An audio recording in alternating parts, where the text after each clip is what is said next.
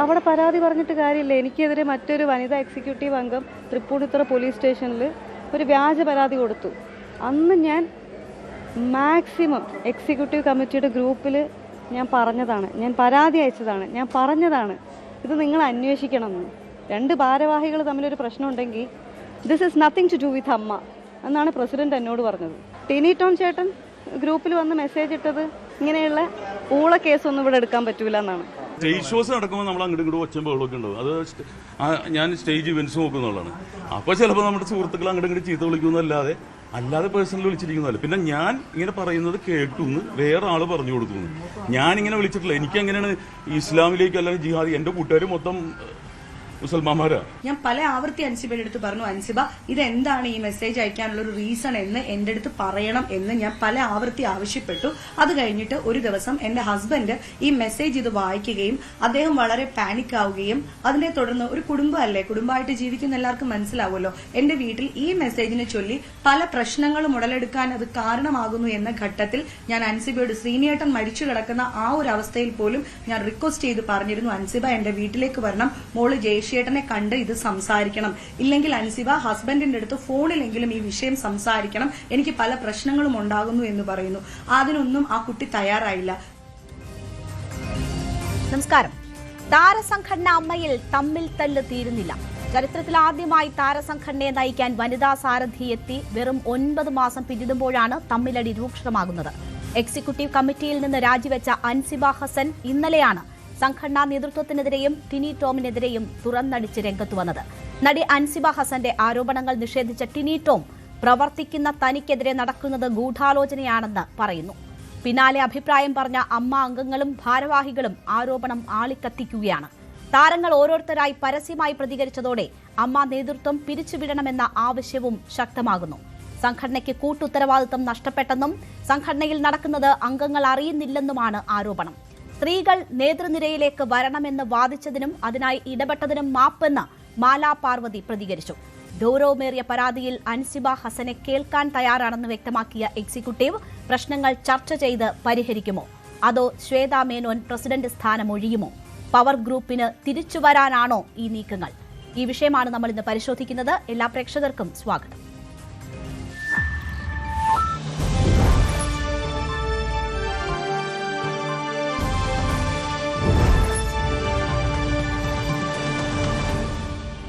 ചർച്ചയിൽ നമ്മൾക്കൊപ്പം അതിഥികൾ ചേരും. അതിനു മുൻപ് ഇപ്പോൾ ഉഷ ഹസീന, അമ്മയിലെ അംഗം, നമുക്കൊപ്പം ടെലിഫോൺ ലൈനിൽ ചേരുകയാണ്. ശ്രീമതി ഉഷ ഹസീന, വലിയ രീതിയിലുള്ള തമ്മിലടി, അത് പരസ്യമായി തന്നെ താരങ്ങളും ഭാരവാഹികളും പുറമേക്ക് വന്ന് പറയുന്ന ഇടം വരെ എത്തിയിരിക്കുകയാണ് അമ്മയിലെ കാര്യങ്ങൾ. എങ്ങനെയാണ് താങ്കൾ ഇപ്പോഴത്തെ ഈ സാഹചര്യത്തെ നോക്കിക്കാണുന്നത്? അല്ല, ഈ പ്രശ്നങ്ങളൊക്കെ കുറച്ചു നാളായിട്ട് നടക്കുന്ന കാര്യങ്ങളാണ്. അംഗങ്ങളാരും അറിയുന്നില്ല.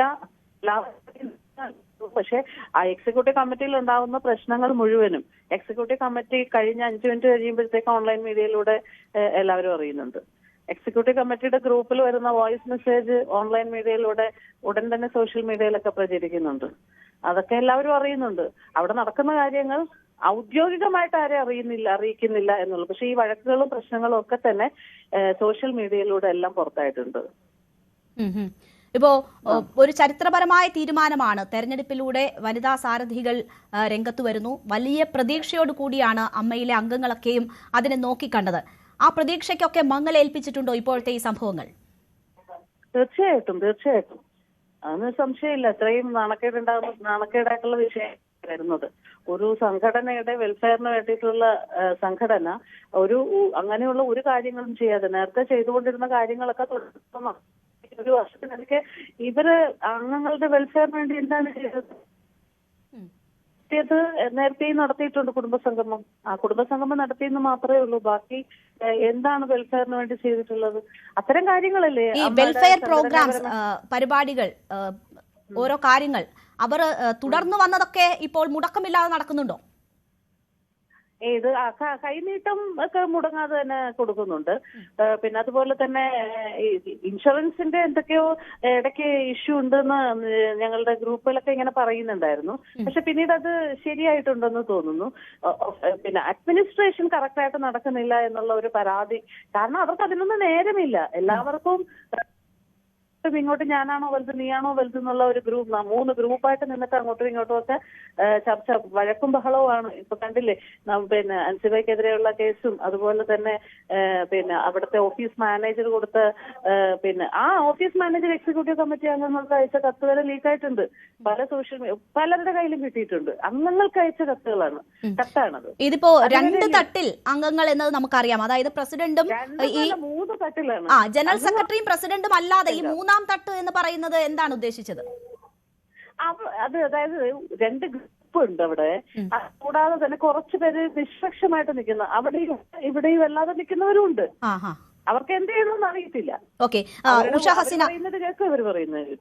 ഹസീന ദീർഘനാളായി അമ്മയുടെ മെമ്പർ ആയിട്ടുള്ള ആളാണല്ലോ.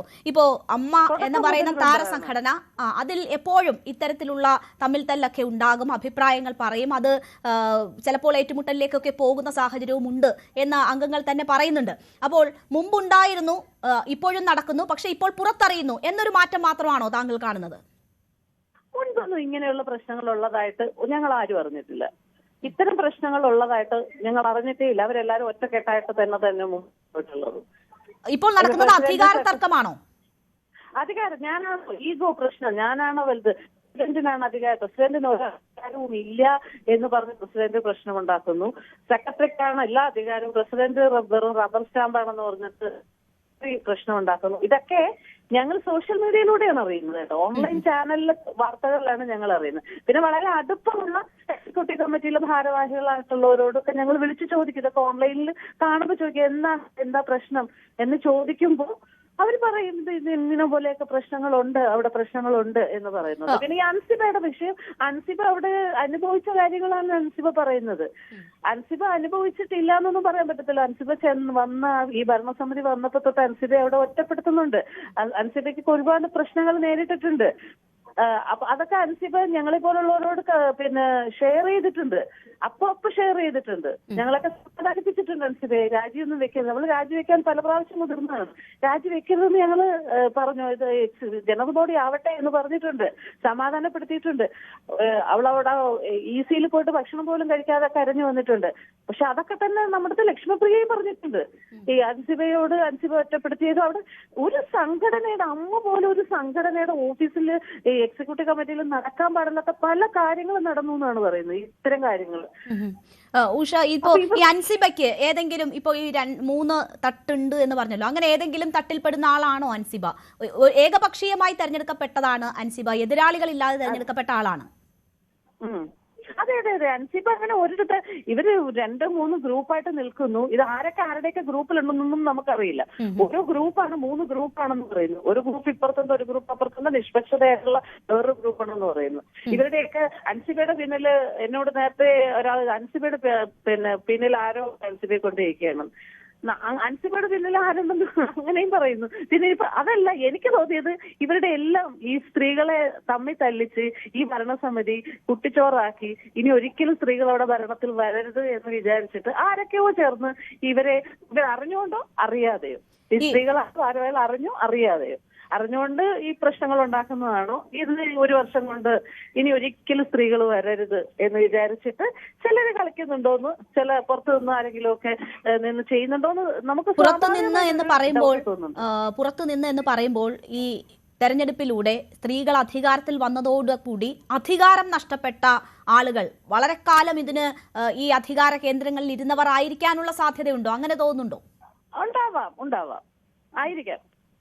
അത് എന്തൊക്കെയോ എന്താ പറയാ, എന്തൊക്കെയോ പ്രശ്നങ്ങളുണ്ട്. അല്ലാതെ ചുമ്മാ ഒന്നും ബഹളം ഉണ്ടാകുന്നത് എനിക്ക് തോന്നുന്നില്ല.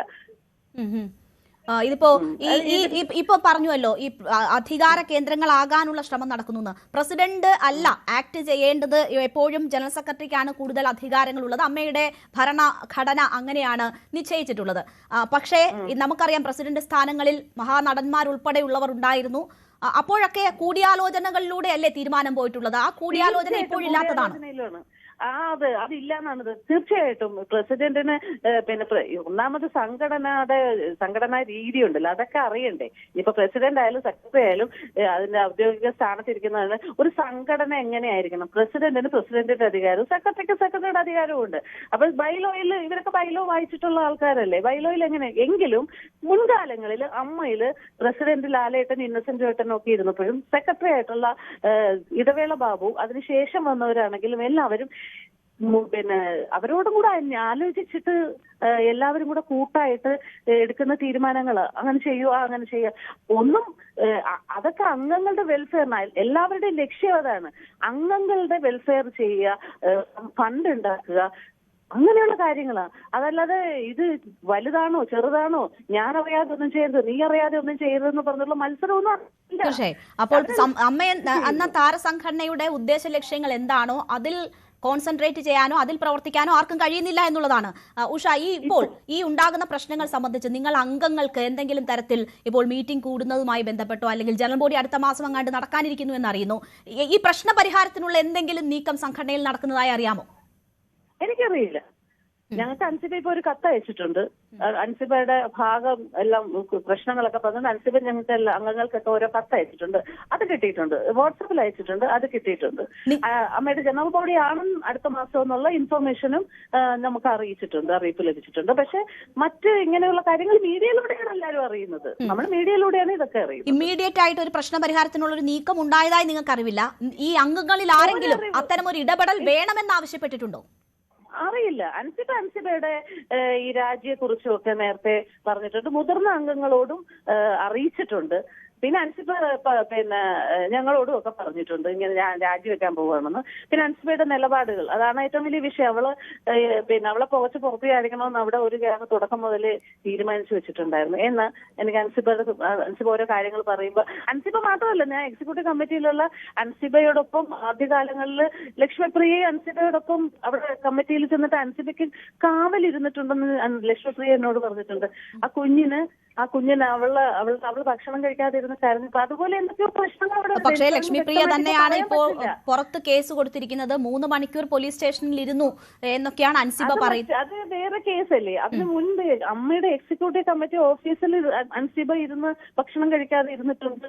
അതുകൊണ്ട് ലക്ഷ്മിപ്രിയ ഭക്ഷണം കഴിച്ചിട്ടില്ല എന്നൊക്കെ ഞങ്ങളോട് പറഞ്ഞിട്ടുണ്ട്. ലക്ഷ്മിപ്രിയ തന്നെ പറഞ്ഞിട്ടുണ്ട്. ഇതിപ്പോ ജിഹാദി എന്ന് വിളിച്ചു വിഷയങ്ങളുണ്ട് കേട്ടോ. അതൊന്നും ഞാൻ ഡീറ്റെയിൽ ആയിട്ട് പറയുന്നില്ല. ഒരു സംഘടനയുടെ executive committee, president, secretary, executive committee ഞങ്ങൾക്ക് ചെയ്ത കാര്യങ്ങൾ ഇതൊക്കെയാണോ? ഇങ്ങനെയുള്ള കാര്യങ്ങളാണോ? ഇതൊക്കെയാണോ അവിടെ നടക്കേണ്ടത്? നാണക്കേടല്ലേ നമുക്ക്? സംഘടനയ്ക്ക് ഈ കാലത്തിനിടയ്ക്ക് നടക്കാത്ത കാര്യങ്ങളല്ലേ ഇതൊക്കെ? തീർച്ചയായും വളരെ മോശം പ്രതിച്ഛായ ഉണ്ടാക്കുന്ന അല്ലെങ്കിൽ ആ രീതിയിലുള്ള ചർച്ചകൾ നടക്കുന്നു. ഇവരാരും അതിനകത്ത് ഇരിക്കാൻ യോഗ്യതല്ല എന്ന് വന്നപ്പോ നമ്മളെല്ലാരും കുറ്റം പറഞ്ഞു. ഇതൊക്കെ അതൊക്കെ സത്യമായിട്ട് വരുന്നില്ലേ? ഈ ഭരണസമിതി ഒരാളോ രണ്ടാളോ ഒന്ന് രാജിവെച്ച കാര്യം നടക്കത്തില്ല. ഒരാളെ രാജിവെപ്പിക്കാനോ രണ്ടുപേരെ രാജിവെപ്പിക്കാനോ ആരൊക്കെ നോക്കും, അതൊന്നും നടക്കത്തില്ല. ഈ ഭരണസമിതി ഇങ്ങനെ പോയാൽ ശരിയാവത്തില്ല. അവർ മൊത്തത്തിൽ അങ്ങ് മാറ്റുക. എന്നിട്ട് കേസും വഴക്കും ഒന്നും ഇല്ലാത്ത ആരാണോ, അത് മമ്മൂക്കയിൽ ലാലേട്ടൻ, ഞങ്ങളുടെ സീനിയറായിട്ടുള്ള, ഞങ്ങളെ ഏറ്റവും കൂടുതൽ ബഹുമാനിക്കുന്ന അവർ തീരുമാനിക്കട്ടെ ആര് ഭരണസമിതിയിൽ വരുന്നു. അപ്പോ ഒരു തെരഞ്ഞെടുപ്പിലൂടെ വന്ന ഭരണസമിതിയാണ്. തെരഞ്ഞെടുപ്പ് നടന്നോട്ടെ. തെരഞ്ഞെടുപ്പില്ലാതെ തന്നെ മമ്മൂക്കയിൽ ലാലേട്ടനും, ഞാൻ പറഞ്ഞില്ല, ഞങ്ങൾ ഏറെ ബഹുമാനിക്കുന്ന ആൾക്കാരാ. അപ്പൊ തീരുമാനിച്ച് പറഞ്ഞോട്ടെ, ഇന്ന ആൾക്കാർ അങ്ങോട്ടായിരിക്കും. ഇത് എന്തൊരു നാണക്കേടാണ് ഇത് ഇങ്ങനെ വന്നിരുന്നിട്ട്. ഇനി ഒരിക്കലും സ്ത്രീകൾക്കൊരു ഭരണം കിട്ടാത്ത രീതിയിലാക്കിയില്ലേ ഇപ്പോ സ്ത്രീകളും. അപ്പോ മമ്മൂട്ടിയും മോഹൻലാലും വിഷയത്തിൽ ഇടപെടണം എന്ന ആവശ്യത്തിനാണോ കൂടുതൽ പ്രാധാന്യം ഇപ്പോൾ സംഘടനയിൽ ഉണ്ടാകുന്നത്? തീർച്ചയായിട്ടും അവർ ഇടപെട്ട് ഇതിനൊരു പരിഹാരം ഉണ്ടാക്കണം. ഈ ഭരണസമിതി ഇങ്ങനെ മുമ്പോട്ട് പോകരുത്. ഇത് പിരിച്ചുവിട്ടിട്ട് പുതിയ ഭരണസമിതി അവർ തീരുമാനിച്ചോട്ടെ. കേസിനോ വഴക്കിനോ ഒരാൾക്ക് ഒരു കുറ്റം പറയാത്ത ഒരു ഭരണസമിതി അവരുണ്ടാക്കിക്കോട്ടെ. ഞങ്ങളൊക്കെ കേസ് പറഞ്ഞ് അതിന് അനുഭവിച്ചു നിൽക്കും. ഞാൻ ഷൂട്ടിങ്ങിലാണ്. ശരി, മനസ്സിലായി. ഓക്കെ, വളരെ നന്ദി ഇത്രയും സമയം ഞങ്ങളോട് ചെലവഴിച്ചതിന്. ഈ ഭരണസമിതി ആകെ പിരിച്ചുവിട്ട് പുതിയ ഭരണസമിതി അധികാരത്തിൽ വരട്ടെ എന്നതാണ് ഇപ്പോൾ ഉഷ ഹസീന ചൂണ്ടിക്കാട്ടുന്നത്. അമ്മയിലെ അംഗമാണ്. നേരത്തെ തന്നെ ഇവരാരും ഈ സ്ഥാനത്തിന് യോഗ്യരല്ല എന്ന കാര്യം പറഞ്ഞിരുന്നു ഉഷ ഹസീന. അത് ഈ തെരഞ്ഞെടുപ്പുമായി ബന്ധപ്പെട്ട് നടന്ന സമയങ്ങളിലാണ് ആ അഭിപ്രായം പറഞ്ഞത്. ഇപ്പോൾ അത് സത്യമാണെന്ന് തെളിയുന്നു. ഇനി മഹാനടന്മാർ തീരുമാനിച്ചോട്ടെ കാര്യങ്ങൾ എന്നതാണ് ഉഷ ഹസീന സൂചിപ്പിച്ചത്. നമുക്കിനി അതിഥികളിലേക്ക് പോകാം. നമുക്കൊപ്പം ശ്രീമതി രഞ്ജിനി, നടി, രാഹുൽ ഈശ്വർ നിരീക്ഷകൻ, പ്രകാശ് ബാരെ സംവിധായകൻ എന്നിവർ ചേരുകയാണ്. ആദ്യം ശ്രീമതി രഞ്ജിനി, ഈ അമ്മ, താരസംഘടന അമ്മ, അത് ശരിയായ നിലയിൽ അതിന്റെ ലക്ഷ്യങ്ങൾ നിറവേറ്റുന്ന തരത്തിൽ പ്രവർത്തിക്കണമെന്ന ലക്ഷ്യത്തോടു കൂടി പലപ്പോഴും അഭിപ്രായം രേഖപ്പെടുത്തിയിട്ടുള്ള വ്യക്തിയാണ് താങ്കൾ. ഇപ്പോൾ സ്ത്രീകൾ അധികാരത്തിൽ വന്നപ്പോൾ അതൊരു ചരിത്രമായിരുന്നു. തെരഞ്ഞെടുപ്പിലൂടെ സ്ത്രീകൾ അധികാരത്തിലെത്തി 9 മാസം പിന്നിടുമ്പോൾ വലിയ രീതിയിൽ പരസ്യമായിരിക്കുകയാണ് സംഘടനയിലെ തമ്മിൽ തല്ല്. എങ്ങനെയാണ് താങ്കൾ ഇപ്പോഴത്തെ ഈ സാഹചര്യങ്ങളെ നോക്കിക്കാണുന്നത്? നേരത്തെ പറഞ്ഞ പോലെ എല്ലാവരും പോലെ തന്നെ ഞാൻ വളരെ സന്തോഷമായിരുന്നു. കാരണം ആദ്യമാണ് ഇങ്ങനത്തെ, I think in the entire world നമ്മൾ എടുത്ത് നോക്കിയാലേ ഇങ്ങനത്തെ ഒരു അസോസിയേഷനിൽ ഒരു ലേഡി പ്രസിഡന്റ് ആവുന്നു. പിന്നെ അതില്ലാണ്ട് most of the members ladies ആണ്. അത് ഒരു വെൽക്കമിങ് ഗസ്റ്ററായിരുന്നു. പിന്നെ അത് കഴിഞ്ഞിട്ട് ഇങ്ങനത്തെ കാര്യങ്ങൾ TV-യിൽ കാണുമ്പോൾ വളരെ ദുഃഖമാണ്. ബിക്കോസ് നേരത്തെ ഉഷ സംസാരിച്ച പോലെ അവിടെ ഒരു എന്താ പറയുക, ചൈൽഡിഷ് ആയിട്ടാണ് എനിക്ക് തോന്നുന്നത്. അവിടെ ഇരിക്കുന്ന മെമ്പേഴ്സും EC മെമ്പേഴ്സും യുനോ whoever's in charge. അപ്പോൾ അത് ബിക്കോസ് സേ ഫോർ എക്സാമ്പിൾ ഒരു ലേഡി പ്രസിഡന്റ് ശ്വേതാല് ഒറ്റയ്ക്കിരുന്ന് ഇത് ഹാൻഡിൽ ചെയ്യാൻ പറ്റില്ല. ബിക്കോസ് എല്ലാവരും ഒരുമിച്ച് നിന്നാലേ എന്തെങ്കിലും ഒരു അസോസിയേഷൻ സക്സസ് ആവും. ഈ അസോസിയേഷൻ തന്നെ ഫൗണ്ട് ചെയ്തത് ബിക്കോസ് ഓഫ് വെൽഫെയർ, ആർട്ടിസ്റ്റിന്റെ വെൽഫെയർക്ക് വേണ്ടിയാണ് ഇത് ഫൗണ്ട് ചെയ്തത്. അതിലിരിക്കുന്ന എന്താ പറയുക, ചില ആക്ടിവിറ്റീസ് അത് നോക്കാൻ ഇവർ ആരും പ്രൊഫഷണൽ അല്ല. അത് ശരിക്കും ഒരു government body, say for example ഇപ്പോൾ ഒരു പോലീസ് കേസ് അങ്ങനെ ഞാൻ കേൾക്കുന്നുണ്ട്. പിന്നെ മീഡിയയിൽ തന്നെ ഞാൻ ചില കാര്യങ്ങൾ, ഈ ഹാർഡ് ഡിസ്ക് മിസ്സിങ്, ഇങ്ങനത്തെ കാര്യങ്ങൾ ശരിക്കും ഇങ്ങനത്തെ അസോസിയേഷനിൽ ചെയ്യാൻ പാടില്ല കാര്യങ്ങളാണ്. Because they are not trained, they are not lawyers or they are not any professional to handle it. അപ്പോൾ അത് എന്താ ചെയ്യണം, അങ്ങനെ ഒരു പരാതി വന്നാൽ അവർ അത് പോലീസ് സ്റ്റേഷനക്ക് ഏൽപ്പിക്കണം. പക്ഷെ അവിടെ ചില ഒരു പെർട്ടിക്കുലർ ഒരു പേഴ്സൺ, ഞാൻ നെയിം ചെയ്യുന്നില്ല ആരെന്ന്, ഇങ്ങനത്തെ ഒരു പേഴ്സൺ ഈ ഹാർഡ് ഡിസ്ക് കാര്യത്തിൽ മിസ്സിങ് ആയിരുന്നു. അതില്ലാണ്ട് അവർ വേറെ ഒരു അക്കാഡമിയിൽ വലിയ പൊസിഷനിലാണ് ഇരിക്കുന്നത്. അപ്പോൾ ഇതിൻ്റെ കോൺഫ്ലിക്റ്റ് ഓഫ് ഇൻട്രസ്റ്റ് എവിടെയാണ്? ഞാൻ ഒരു 2-3 അസോസിയേഷനിൽ പോയി ഇരിക്കാൻ പറ്റുമോ ഞാൻ ഒരു തലപ്പത്തിൽ? കാരണം അവിടെ എന്തെങ്കിലും ഒരു ഗ്രീവൻസസ് വന്നാൽ ഞാനല്ലേ അവിടെ അഡ്രസ് ചെയ്യുന്നത്. അപ്പോൾ എനിക്ക് അറിയാമല്ലോ അവിടെ എന്തൊക്കെ നടക്കുന്നത്. അവിടെ വേറൊരു അസോസിയേഷനിൽ പോയിട്ട് ഞാനിത് പറഞ്ഞാലോ? ബിക്കോസ് അവിടെ തന്നെ വി ഹാവ് ടു സ്റ്റോപ്പ്. ഒരാൾ ഒരു അസോസിയേഷനിൽ തലപ്പത്തിലിരുന്നാൽ വേറൊരു അസോസിയേഷനിലും they should not be in that position. ആദ്യം അത് റീഡ്രസ് ചെയ്യണം. പക്ഷേ ഇവിടെ എല്ലാം തുറന്ന ബുക്ക് പോലെയാണ് ഇരിക്കുന്നത്. അത് കാരണം കൊണ്ടാണ് ആദ്യം പിണറായി ഗവൺമെൻറ് വന്നപ്പോൾ നമ്മൾ എന്താ പറയുക, ഹേമ കമ്മിറ്റി കോൺസ്റ്റിറ്റ്യൂട്ട് ചെയ്തു. അതിൽ ആദ്യത്തെ പാർട്ടിസിപ്പൻ്റായിട്ട് ഞാനാണ് പോയത്. കാരണം എനിക്ക് I love the film industry, അതൊരു ബ്യൂട്ടിഫുൾ ഇൻഡസ്ട്രിയാണ്. പക്ഷേ ഇത് ഇങ്ങനത്തെ കാര്യങ്ങൾ എൻ്റെ സമയത്തിൽ നടന്ന കാര്യങ്ങൾ തന്നെ ഇപ്പോഴും നടക്കുന്നു. ഓക്കെ, അപ്പോൾ അതിനു വേണ്ടിയാണ് ഇങ്ങനെ ഒരു ഓപ്പർച്യൂണിറ്റി വന്നപ്പോൾ ഞാൻ തന്നെ ഫസ്റ്റ് പാർട്ടിസിപ്പൻ്റ് ആയിട്ട് അവിടെ പോയിട്ട് എൻ്റെ grievances in the sense is ഈ ഫിലിം ഇൻഡസ്ട്രി എങ്ങനെ കൊണ്ടുപോകണം, എൻ്റെ സജഷൻസ് കുറേ അവിടെ ഞാൻ ഇൻപുട്ട് ചെയ്തിട്ടുണ്ട് വ്യക്തിയാണ്. അത് പ്രകാരമാണ് റിപ്പോർട്ടിൽ ആദ്യമായിട്ട് എൻ്റെ കുറേ recommendations strongly I recommended for the ട്രൈബ്യൂണലാണ്.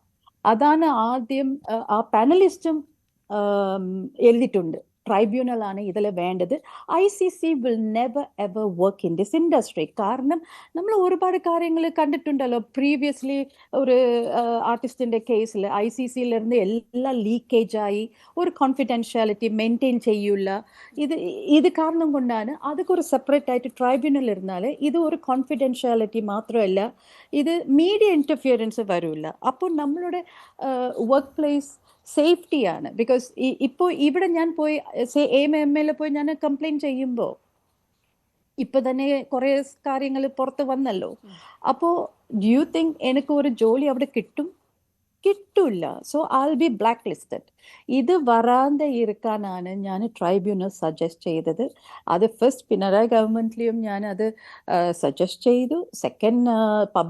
Second government വന്നപ്പോൾ കോടതിയിൽ ഞാൻ പോയത് കാരണം കോൺസെന്റ് ഇല്ലാതെ ഈ പബ്ലിക്കേഷൻ, അത് കഴിഞ്ഞിട്ട് കുറേ പേജസ് മിസ്സിങ് ആയി പോയി. അപ്പോൾ എൻ്റെ എന്താ പറയുക, I think I was in the right track. I know what is going to happen. ഞാനും വളരെ സന്തോഷമായിട്ട് ഇരുന്നു. പബ്ലിഷ് ചെയ്ത ശേഷം നമുക്ക് ട്രൈബ്യൂണൽ വരും. പക്ഷേ അന്ന് നടന്നത് എന്തോ ഒരു കോൺക്ലേവ്സ് ആണ്. ഒരുപാട് ടാക്സ് പേയേഴ്സ് അതൊക്കെയാണ് ഇപ്പോഴത്തെ ഈ ഒരു ഭരണമാറ്റത്തിലേക്ക് വരെ എത്തിച്ചത്. പക്ഷേ അതിനുശേഷവും ഒരു മാറ്റവും ഈ സംഘടനയിൽ ഉണ്ടാകുന്നില്ല എന്നതാണല്ലോ ഇപ്പോഴത്തെ സാഹചര്യം. പക്ഷേ എനിക്ക് ഒരേ ഒരു എന്താ പറയുക, ഒരു പ്ലീ ഇപ്പോഴും നമ്മളുടെ പുതിയ CM, നമ്മളുടെ പുതിയ ഗവൺമെന്റ്, എനിക്ക് ഒറ്റ ഒരു പ്ലീ തന്നെ ഉണ്ട്. CM സർ ഇന്ന് വളരെ ഒരു നല്ല ഒരു മീറ്റിംഗിൽ പറഞ്ഞു, കൊച്ചിയെ ഒരു ഫിലിം ഹബ് ഫിലിം സിറ്റി ആക്കണം, രാമോജി റാവു സിറ്റി പോലെ. അങ്ങനെ വരുമ്പോൾ ആദ്യം നമുക്ക് ഈ ട്രൈബ്യൂണൽ കോൺസ്റ്റിറ്റ്യൂട്ട് ചെയ്താലേ ഈ ഫിലിം സിറ്റിന്റെ കാര്യത്തിൽ പോവാൻ എളുപ്പമാണ്. അത് ഒന്ന്. സെക്കൻഡ് തിങ്, ഈ ട്രൈബ്യൂണൽ ഇപ്പോഴെങ്കിലും ഈ ഗവൺമെന്റെങ്കിലും ഒരു കോൺസ്റ്റിറ്റ്യൂട്ട് ചെയ്താലേ ഇങ്ങനത്തെ, ബിക്കോസ് നമ്മളുടെ ഇൻഡസ്ട്രി ഞാൻ നേരത്തെ പറഞ്ഞ പോലെ എല്ലാവരും നല്ല ആൾക്കാരാ. ദർ ആർ ഇഷ്യൂസ് ഇൻ ചിലവർ എന്താ പറയുക, ഒരു ഈഗോ പ്രശ്നങ്ങളുണ്ട്. പിന്നെ മീഡിയയിൽ വന്നിട്ട് സംസാരിക്കുന്നത് വളരെ മോശമാണ്. ആൾക്കാർ എന്ത് വിചാരിക്കും, പബ്ലിക് എന്താ വിചാരിക്കും, നമ്മളുടെ ഇൻഡസ്ട്രി ഇങ്ങനെയാണോ? அதுக்கு வேண்டியான നമ്മൾ ഇത് ട്രൈബ്യൂണലിൽ വെച്ചൊക്കെ സിമ്പിളായിട്ട് ഇത് സോൾവ് ചെയ്ത കാര്യമല്ലേ. അപ്പോൾ ഞാൻ എൻ്റെ ഒരു പ്ലീ ആണ് CM എടുത്ത്, ഇനിയെങ്കിലും ഒരു ട്രൈബ്യൂണൽ ഒന്ന് കോൺസ്റ്റിറ്റ്യൂട്ട് ചെയ്യണം. അങ്ങനെ ചെയ്താൽ I'll be ready to work for it 24/7. ശരി, ട്രൈബ്യൂണൽ. പക്ഷേ ഇപ്പോഴത്തെ ഉണ്ടായിട്ടുള്ള ആരോപണങ്ങൾ ആ നിലയിലുള്ളതാണോ എന്ന കാര്യത്തിൽ എനിക്ക് സംശയമുണ്ട്. ഇത് താരസംഘടന അമ്മയിലെ ഭരണപരമായ പ്രശ്നങ്ങളുമായി ബന്ധപ്പെട്ടൊക്കെയുള്ളതാണ്. പക്ഷേ വളരെ ഗൗരവമായിട്ടുള്ള മറ്റ് ചില ആരോപണങ്ങൾ ഉന്നയിക്കപ്പെട്ടിട്ടുണ്ട്. ഇവിടെ നമുക്കൊപ്പം ശ്രീ പ്രകാശ് ബാരെ കൂടി ചേരുകയാണ്. ശ്രീ പ്രകാശ് ബാരെ, ഒരു കുടുംബ സംഗമത്തിന്റെ സ്പോൺസർഷിപ്പുമായി ബന്ധപ്പെട്ടു തുടങ്ങിയ തർക്കമാണ് ഈ നിലയിലെത്തി നിൽക്കുന്നത്. ഇവിടെ ഇപ്പോൾ പലരും അഭിപ്രായപ്പെടുന്നത് ഈ ഭരണസമിതി മൊത്തത്തിൽ പരാജയമാണ്. അവർ അംഗങ്ങളുമായുള്ള കമ്മ്യൂണിക്കേഷൻ പോലും നടത്തുന്നില്ല, ഇതിന്റെ ഒരു ലക്ഷ്യങ്ങളും നേടിയിട്ടില്ല തുടങ്ങിയ കാര്യങ്ങൾ അവർ ചൂണ്ടിക്കാട്ടുകയാണ്. 9 മാസമായ ഭരണസമിതിയാണ്. ആ നിലയിൽ ആ ഭരണസമിതിയെ വിലയിരുത്തുന്നതിനുള്ള സമയമായി എന്ന് താങ്കൾക്ക് തോന്നുന്നുണ്ടോ? പെൻഷൻ, മറ്റ് വിഷു കൈനീട്ടം ഉൾപ്പെടെ മറ്റ് അമ്മ ചെയ്തു വന്നിട്ടുള്ള കാര്യങ്ങൾക്കൊന്നും മുടക്കം വന്നിട്ടില്ല. പക്ഷേ ഇതിന്റെ ഉദ്ദേശ ലക്ഷ്യങ്ങളിൽ നിന്ന് വിട്ടുപോയിരിക്കുന്നു എന്ന ആക്ഷേപം വളരെ ശക്തമായുണ്ട്. കൂട്ടുത്തരവാദിത്വം നഷ്ടപ്പെട്ടിരിക്കുന്നു എന്ന് പറയുന്നു. അപ്പോൾ ആ ഭരണസമിതിയെ വിലയിരുത്തുന്നതിനുള്ള മതിയായ സമയമായിട്ടുണ്ടോ? ഇത് ഇപ്പോഴുള്ള ഭരണസമിതിയുടെ പ്രശ്നമാണെന്ന് ഞാൻ കരുതുന്നില്ല. കാരണം ഇതിൻ്റെ ചരിത്രപരമായിട്ടുള്ള കഴിഞ്ഞ ഏതാനും വർഷത്തെ ഇവരുടെ ട്രാക്ക് റെക്കോർഡ് എടുത്ത് നോക്കിക്കഴിഞ്ഞാൽ AMMA എന്ന് പറയുന്ന ഓർഗനൈസേഷൻ മലയാള സിനിമയിലെ ഒരു കളങ്കമായി, ബ്ലെമിഷ് ഓൺ മലയാളം സിനിമ, അതായിട്ട് തുടരുകയാണ്. വളരെ കൃത്യമായിട്ട് ഹേമ കമ്മിറ്റി എന്താണ് ഇവരുടെ പ്രശ്നം, എങ്ങനെയാണ് ഇവർക്ക് നന്നാകാൻ പറ്റുക എന്നുള്ളൊരു റോഡ് മാപ്പ് വളരെ കൃത്യമായി ഇവരുടെ മുമ്പിൽ വെച്ചു. ഇവരെന്താ ചെയ്തത്? ആദ്യം കട അടച്ചു പൂട്ടി വീട്ടിൽ പോയി. കുറേ കാലം ഓക്കെ നമ്മളില്ല എന്ന് പറഞ്ഞു. അത് കഴിഞ്ഞിട്ട് തിരിച്ചു വന്നിട്ട് ഹിസ്റ്റോറിക് ആയിട്ടുള്ള ഒരു ലീഡർഷിപ്പ് ചേഞ്ച്, നേരത്തെ പറഞ്ഞതുപോലെ തന്നെ ലോകത്തിൽ എവിടെയും നടക്കാത്ത രീതിയിൽ ഒരു സ്ത്രീയെ ലീഡർഷിപ്പ് പൊസിഷനിൽ ഇരുത്തിയിട്ട് ഒരു കംപ്ലീറ്റ് റിവൈസൽ ചെയ്തു. പക്ഷേ ഇന്ന് നമുക്ക് തിരിഞ്ഞു നോക്കുമ്പോൾ വളരെ കൃത്യമാണ്, അത് വെറും കോസ്മെറ്റിക് ആയിരുന്നു. സ്ട്രക്ചറലി റൂൾ വൈസ് ഒരു മാറ്റവും വരുത്താതെ കുറേ ഫിഗർ ഹെഡ്സിനെ മാത്രം നമ്മളെ മുന്നിൽ കാണിക്കുന്ന മുഖങ്ങൾ മാത്രം മാറ്റിയത് കൊണ്ട് ഒരു മാറ്റവും ഇവിടെ മാറാൻ പോകുന്നില്ല എന്ന് നമുക്ക് വളരെ കൃത്യമായിട്ട് മനസ്സിലാക്കാം. ഇന്ന് മലയാള സിനിമ ലോകത്തിൽ തന്നെ, ഇന്ത്യ മുഴുവനും ലോകത്തിൽ തന്നെ ഒരു മാർക്ക് ഉണ്ടാക്കിക്കൊണ്ടിരിക്കുകയാണ്. ഇപ്പോൾ ഉത്തരേന്ത്യയിൽ പോയി കഴിഞ്ഞാലും അല്ലെങ്കിൽ യൂറോപ്പിലും അമേരിക്കയിലും ലോകത്തിൻ്റെ എവിടെ പോയി കഴിഞ്ഞാലും മലയാള സിനിമ കാണാനും ഓൺലൈനിലും ഒക്കെ ജനങ്ങൾ തിക്കി തിരക്കുന്ന ഒരു കാലത്ത് കാൻസ് പോലെയുള്ള ഫിലിം ഫെസ്റ്റിവലിലെ മെയിൻ കോമ്പറ്റീഷനിൽ പോലും മലയാള സിനിമ വിൻ ചെയ്യുന്ന സമയത്ത് റോട്ടർഡാമിലും ഷാങ്കായിലും ഒക്കെ നമ്മൾ വ്യക്തിമുദ്ര പതിപ്പിക്കുന്ന സമയത്ത് നമ്മുടെ ഒരു ഓർഗനൈസേഷൻ ഇതുപോലെ സ്ട്രഗിൾ ചെയ്യാണ്. കാരണം ഒരു ഓർഗനൈസേഷൻ്റെ അകത്ത് ഇവിടെ കംപ്ലീറ്റ്ലി വാക്വമാണ് ഇഷ്യൂ റെസൊല്യൂഷൻ. ഒരു ഇഷ്യൂ വന്നു കഴിഞ്ഞാൽ എങ്ങനെ റിസോൾവ് ചെയ്യുന്നുള്ളത് ഒരു സംവിധാനം അവിടെ ഇല്ല. ഇപ്പോൾ ട്രിബ്യൂണൽ എന്ന് പറഞ്ഞു, അല്ലെങ്കിൽ ഇൻറ്റേർണൽ കംപ്ലയൻസ് കമ്മിറ്റി എന്ന് പറഞ്ഞു, അങ്ങനെ ഒരു കൃത്യമായിട്ട് ഒരു സ്ഥലത്ത് പോയിട്ട് കംപ്ലയിൻറ്റ് ചെയ്യാനും അതിന് റിസൾട്ട് കിട്ടാനുള്ള ഒരു സംവിധാനം അവിടെ ഇല്ല. അതുകൊണ്ടാണ് ഇവർ മീഡിയയിൽ വന്ന് സംസാരിക്കുന്നത്, അതുകൊണ്ടാണ് ഇവർ പോലീസിൻ്റെ അടുത്ത് പോകുന്നത്. അപ്പോൾ അത് ഇന്നത്തെ ഓർഗനൈസേഷൻ്റെ മാത്രം ഒരു പ്രശ്നമല്ല, ഒരു കൾച്ചറലി ഈ ഓർഗനൈസേഷൻ ഒരു DNA ഉണ്ട്. ആ DNA ഇവർക്ക് പ്രൊഫഷണലിസം ഇല്ല, ഇവർക്ക് ജെൻഡർ സെൻസിറ്റിവിറ്റി ഇല്ല. ഇത് രണ്ടും ഇവരെ പഠിപ്പിക്കണം. കാരണം എല്ലാ കോർപ്പറേറ്റ്സിലും ആൾക്കാരെ എങ്ങനെ അപ്പുറത്തെ ജെൻഡറിനോട് പ്രൊഫഷണലായിട്ടും ഏറ്റവും പ്രശ്നമില്ലാത്ത രീതിയിൽ എങ്ങനെ പെരുമാറാമെന്ന് പഠിപ്പിച്ചു കൊടുക്കുന്നുണ്ട്. അതുപോലെ ഒരു പഠിപ്പിക്കൽ ഈ ഓർഗനൈസേഷനിലെ ഈ ഒരു ഇൻഡസ്ട്രിയിലെ വർക്കിംഗ് പ്ലേസിൽ അവരെങ്ങനെ ബിഹേവ് ചെയ്യണമെന്ന് അവരെ പഠിപ്പിച്ചു കൊടുക്കേണ്ടതുണ്ട്. കാരണം അവർ മാറുന്നില്ല. എത്ര തവണ അടി കിട്ടിക്കഴിഞ്ഞിട്ടും എത്ര തവണ അവർ മാറാൻ ശ്രമിച്ചിട്ടും ഇൻറ്റേർണലി അവർ മാറുന്നില്ല എന്നുള്ളതാണ് ഭയങ്കരമായിട്ടുള്ള സങ്കടകരമായിട്ടുള്ള ഒരു കാര്യം. അതുകൊണ്ട് ഇവർക്ക് ഒരു ജെൻഡർ സെൻസിറ്റിവിറ്റി ട്രെയിനിങ് നിർബന്ധമായിട്ടും ഏറ്റവും സീനിയർ ആയിട്ടുള്ള ആൾക്കാർ മുതൽ പുതിയ ആൾക്കാർ വരെ അവരുടെ ഈ മെമ്പർഷിപ്പുമായിട്ട് ബന്ധപ്പെടുത്തിയിട്ട് അങ്ങനെ ഒരു ട്രെയിനിങ്ങിൻ്റെ ആവശ്യമുണ്ടെന്നാണ് ഞാൻ ഇതിൻ്റെ അകത്ത് പറയുന്നത്. ബാക്കിയുള്ള സംഭവങ്ങളൊക്കെ ഇതിൻ്റെ പല മാനിഫെസ്റ്റേഷൻസാണ്. അപ്പോൾ അതിൽ മാത്രമായിട്ട് നമ്മൾ നോക്കിയിട്ട് കാര്യമില്ല. കാരണം ഇതിൻ്റെ അകത്തുള്ള കൾച്ചറലി ഇതിൻ്റെ DNA പരമായിട്ടുള്ള ഒരു റൂട്ട് കോസ് ഇവിടെയാണ്. ഈ മൊത്തം ഓർഗനൈസേഷൻ തെറ്റായ ഡയറക്ഷനിലേക്കാണ് പോയിരിക്കുന്നത്. അതിന് ഏത് രൂപമാറ്റം നമ്മൾ ഉണ്ടാക്കി കൊടുത്തു കഴിഞ്ഞാലും ആ പ്രശ്നത്തിലേക്ക് വീണ്ടും അവർ പോയിക്കൊണ്ടേയിരിക്കും. തീർച്ചയായും. ശ്രീ രാഹുൽ ഈശ്വർ കൂടി നമുക്കൊപ്പം ചേരുകയാണ്. ശ്രീ രാഹുൽ ഈശ്വർ, തല്ലണ്ടമ്മാവ ഞങ്ങൾ നന്നാവില്ല എന്ന് പറയുന്ന ഒരു ചൊല്ലുപോലെയാണോ അമ്മയിലെ കാര്യങ്ങൾ? ഒരു നന്നാവാനുള്ള നല്ല ചാൻസ് ആയിരുന്നു, പക്ഷേ അതിനു വേണ്ടി എന്ന് പറഞ്ഞെടുത്ത നടപടികൾ പോലും പുകമറയാണ് എന്ന് വ്യക്തമാവുകയാണോ ഈ 9 മാസം കൊണ്ട്? ഇന്ത്യയിലെ തന്നെ വ്യത്യസ്ത ഭാഷകളിലെ മൂവി ഇൻഡസ്ട്രീസിൽ ഏറ്റവും നന്നായി പ്രവർത്തിക്കുന്ന സംഘടന ഒരുപക്ഷെ അമ്മയായിരിക്കും. 110ഓളം ആൾക്കാർക്ക് മാസം 5000 രൂപ വീതം കൈനീട്ടം, അതായത് 5,50,000 രൂപ എല്ലാ മാസവും കൈനീട്ടം കൊടുക്കുകയാണ്. പ്രസംഗിക്കുകയല്ല, വിമർശിക്കുകയല്ല, ഇവരുടെ ജീവിതത്തിൽ ഗുണപരമായ മാറ്റങ്ങൾ വരുത്താൻ അമ്മ അങ്ങനെ സാമ്പത്തിക സഹായമടക്കം കൊടുക്കുന്നത് അമ്മയുടെ നന്മയാണ്. നമുക്ക് സമാനമായി മറ്റു പല ഇൻഡസ്ട്രീസും നമുക്ക് കാണാം. ഉദാഹരണം, തെലുങ്കിൽ മാ ഉണ്ട്, തമിഴ്നാട്ടിൽ നടികർ സംഘമുണ്ട്, ഹിന്ദിയിൽ ആക്റ്റീവ് അല്ലെങ്കിലും സിൻഡ പോലുള്ള കാര്യങ്ങളുണ്ട്. 2020 പോലുള്ള ഒരു സിനിമ എടുക്കാൻ വേറെ ഏതെങ്കിലും ഇൻഡസ്ട്രിക്ക് കഴിഞ്ഞിട്ടുണ്ടോ? നമ്മുടെ നാടിൻ്റെ അമ്മയുടെ ഏറ്റവും വലിയ മികച്ച അച്ചീവ്മെൻറ്റ്സിൽ ഒന്നല്ലേ ദിലീപേട്ടൻ ഇനീഷ്യേറ്റീവ് നടത്തിയ അമ്മ 2020 പോലൊരു ഇനീഷ്യേറ്റീവ്. നമ്മുടെ സൂപ്പർ സ്റ്റാർസ് എല്ലാം ഒരുമിച്ച് വന്നു, വലിയൊരു ഫണ്ട് റൈസറായി. അമ്മ എത്രയധികം ചാരിറ്റി പ്രവർത്തികൾ, ഫ്ലഡ് അടക്കമുള്ള ഒരുപാട് കാര്യങ്ങൾ ഇൻ്റർവ്യൂ ചെയ്തു. അമ്മയുടെ നല്ല വശങ്ങളെ ഒക്കെ കാണാതെ മനുഷ്യർ ഒരുമിച്ച് കൂടുമ്പോൾ അഭിപ്രായ വ്യത്യാസം ഉണ്ടാകുന്ന സ്വാഭാവികമല്ലേ? ആ അഭിപ്രായ വ്യത്യാസം ഉണ്ടാകുന്നതിൻ്റെ ഭാഗമായി കോൺഗ്രസിലും കമ്മ്യൂണിസ്റ്റ് പാർട്ടിയിലും BJPയിലും അടക്കം എല്ലാത്തിലും ഗ്രൂപ്പുകളും വ്യത്യസ്ത സംഘടനയെ ഗ്രൂപ്പില്ലേ തമാശയ്ക്ക് നമ്മൾ പറയാറുണ്ട്, 3 മലയാളി ഉണ്ടെങ്കിൽ 4 അഭിപ്രായം ഉണ്ടാകാറുണ്ടെന്ന്. അപ്പോൾ ആ രീതിയിൽ അവരുടെ ഇടയിൽ പ്രശ്നങ്ങളുണ്ടെങ്കിൽ അത് സോൾവ് ചെയ്യണം, സംശയമൊന്നുമില്ല. ആ സോൾവ് ചെയ്ത് നന്നായി പോകുന്ന ഒരു ആസ്പെക്റ്റിന് പകരം എരുതിയിൽ എണ്ണ ഒഴിക്കുന്ന ആക്ടിവിറ്റീസ് ആണോ നമ്മൾ ചെയ്യേണ്ടത്? രാഹുൽ ഈശ്വർ, നമ്മൾ ആരാണ്? ഞാൻ രാഹുൽ അമ്മയിലെ ഔദ്യോഗികമായ ഈ ഭാരവാഹികളായ ആരെങ്കിലും ഔദ്യോഗികമായി പ്രതികരിക്കാൻ ഉണ്ടാകുമോ എന്ന് തിരക്കി. അവരാരും ചർച്ചയിൽ പങ്കെടുക്കാൻ തയ്യാറല്ല. അപ്പോൾ അമ്മയെ അനുകൂലിക്കുന്ന, ആ താരസംഘടനയെ അനുകൂലിക്കുന്ന വ്യക്തി എന്ന നിലയിലാണ് താങ്കൾ ഈ പാനലിൽ ഉൾപ്പെട്ടിരിക്കുന്നത്. അത് ഏട്ടനെ ഉൾപ്പെടെ വെളുപ്പിക്കാനുള്ള ഒരു അവസരമാക്കി താങ്കൾ ദയവായി കാണരുത്. അതല്ല നമ്മുടെ ഈ ചർച്ചയുടെ ഉദ്ദേശം. അമ്മയെ അംഗീകരിക്കുന്നവരാണ്. അതെ അതെ, അമ്മയുടെ അടക്കമുള്ള പരിപാടികളിൽ ആൾക്കാർ ഓടിക്കൂടുന്നതാണ്. അമ്മയടക്കം അമ്മയുടെ ഉള്ളിൽ വലിയ ഐക്യമുണ്ട്. ഒരുപക്ഷെ ഒറ്റയും തെറ്റിയും പിരിഞ്ഞ ആൾക്കാർ കാണും.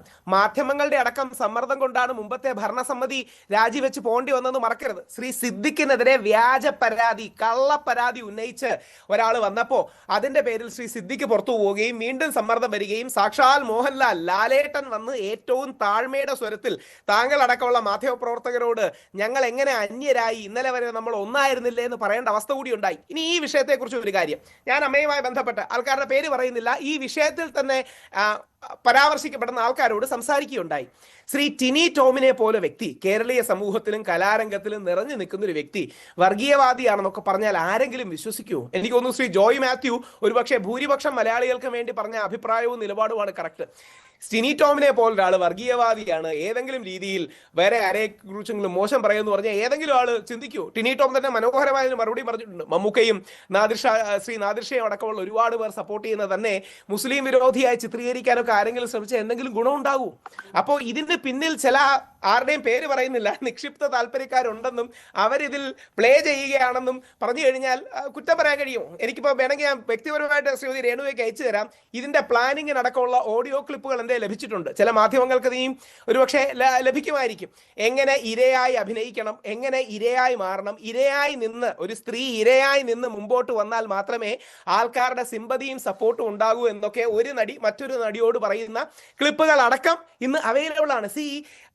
അവർക്കിടയിൽ പ്രശ്നങ്ങൾ ഉണ്ടാകാം, അത് പരിഹരിച്ച് തീർക്കണം. പക്ഷേ ആ പരിഹരിക്കേണ്ടത് ടിനി ടോമിനെ പോലൊരു കലാകാരനെ വർഗീയവാദമാക്കിയിട്ടല്ല, അല്ലെങ്കിൽ ആ വ്യക്തിയെ കരിവാരത്തിച്ചിട്ടില്ല. എന്തായാലും ഒരു കാര്യത്തിൽ അൻസിബയോട് വളരെ ബഹുമാനമുണ്ട്. സ്ഥിരം ഉപയോഗിക്കുന്ന നമ്പറായ, പലപ്പോഴും ഈ തീവ്ര ഫെമിനിസ്റ്റുകളുടെ സ്ഥിരം നമ്പറായ ലൈംഗിക ആരോപണങ്ങൾ ഉന്നയിച്ചില്ല എന്നുള്ളത് വളരെ സ്വാഗതാർഹമാണ്. വളരെ മോശമായാണ് രാഹുൽ ഈ പറയുന്നതിന്റെ ഒക്കെ ഉത്തരവാദിത്വം രാഹുലിന് മാത്രമായിരിക്കും. ഇരകളെ അല്ലെങ്കിൽ അതിജീവിതമാരെ ആക്ഷേപിച്ചുകൊണ്ട് സംസാരിക്കുന്നത് അത് യഥാർത്ഥത്തിൽ താങ്കൾ ജയിലിൽ കിടന്നതാണ്. താങ്കൾ കോടതിയെ വെല്ലുവിളിച്ച് എത്ര ദിവസം കിടന്നു പറയാം. ഞാൻ അതിൽ ഇടപെടുന്നില്ല രാഹുൽ, നമുക്ക് ചർച്ച അലമ്പാക്കണ്ട. ഞാൻ പറഞ്ഞത് അത് രാഹുലിന്റെ മാത്രം ഉത്തരവാദിത്വമായിരിക്കും. എനിക്കോ ഈ പാനലിൽ കേട്ടിരിക്കുന്നവർക്കോ ഉത്തരവാദിത്വം ഉണ്ടാകില്ല. കാര്യം ഞാനൊരു ആംചെയർഡ് ഫിലോസഫർ അല്ല. ചാനൽ മുറികളിലെ AC മുറികളിൽ ഇരുന്ന് ക്രിട്ടിക്ക് പറയുന്ന ആളല്ല. ഇത്തരം കാര്യങ്ങളിൽ ഫൈറ്റ് ചെയ്യുകയും ഇനി മെൻസ് കമ്മീഷൻ അടക്കം വരുമ്പോഴും നമ്മൾ ഇത് തന്നെ കാണണം. പിന്നെ രേണുകാജിക്ക് ഓർക്കണമെങ്കിൽ ഒരു കാര്യം ഓർത്താൽ മതി. നമ്മൾ തമ്മിലുള്ള ഡിബേറ്റിൽ ശ്രീ ദിലീപിന്റെ കേസ് ഓർമ്മ കാണും. ശ്രീ ദിലീപിന്റെ ഉൾപ്പെട്ട സാഹചര്യം ഞാൻ പറഞ്ഞു. അത് കേട്ടെന്ന് വെളുപ്പിക്കാനോ മറ്റാരെങ്കിലും വെളുപ്പിക്കാനോ ഇരകളെ അധിക്ഷേപിക്കാനോ ഉള്ള അവസരമാക്കി ദയവായി താങ്കൾ കാണരുത്. അത് ദയവായി താങ്കൾ കാണരുത്. അങ്ങനെ ഒരു അവസരമാക്കി ദയവായി താങ്കൾ കാണരുത്. ഇതിപ്പോ അൻസിബ ഉൾപ്പെടെ രാഹുൽ അൻസിബ ഒരു അധികാര കേന്ദ്രത്തിൽ ഇരിക്കുന്നതാണല്ലോ. താരസംഘടനയായ അമ്മയിൽ അധികാര കേന്ദ്രത്തിൽ ഇരിക്കുന്ന വ്യക്തിക്ക് അവിടെ പ്രവർത്തിക്കാനാവുന്നില്ല. അവർക്ക് രാജിവെച്ച് പോകേണ്ടി വരുന്ന ഒരു സാഹചര്യം ഉണ്ടായി. അവർ അത് പരസ്യമായി തന്നെ പറയുന്നു. അപ്പോൾ അവർ പറഞ്ഞതെല്ലാം പിന്നിൽ നിന്ന് ആരോ പ്രവർത്തിക്കുന്നത് കൊണ്ടുണ്ടായിട്ടുള്ളതാണ്, അവരെ ആരോ ഇറക്കി വിട്ടതാണ്, അങ്ങനെയൊക്കെ പറഞ്ഞ് അവരെ അധിക്ഷേപിക്കേണ്ട കാര്യമില്ലല്ലോ. ഇത് സത്യം എന്താണ് നടന്നതെന്ന് താങ്കൾക്കറിയില്ലല്ലോ. രേണുകാജി ഇതൊന്ന് കേൾക്കണം. രേണുകാജി അടക്കമുള്ള മലയാള മാധ്യമങ്ങൾക്ക് ശ്രീ ദിലീപിന്റെ പേര് കേൾക്കുമ്പോൾ പൊള്ളുവെന്നറിയാം. മാസങ്ങളോളം വ്യാജ പ്രചരണങ്ങളുടെ ക്യാമ്പയിൻ നടത്തിയിട്ടും ആ മനുഷ്യനും കാവ്യയും കുടുംബവും ജയിച്ചത് ഈ നാട്ടിൽ നീതിയും ന്യായവും നിയമവും കോടതികളും ഉള്ളതുകൊണ്ടാണ്.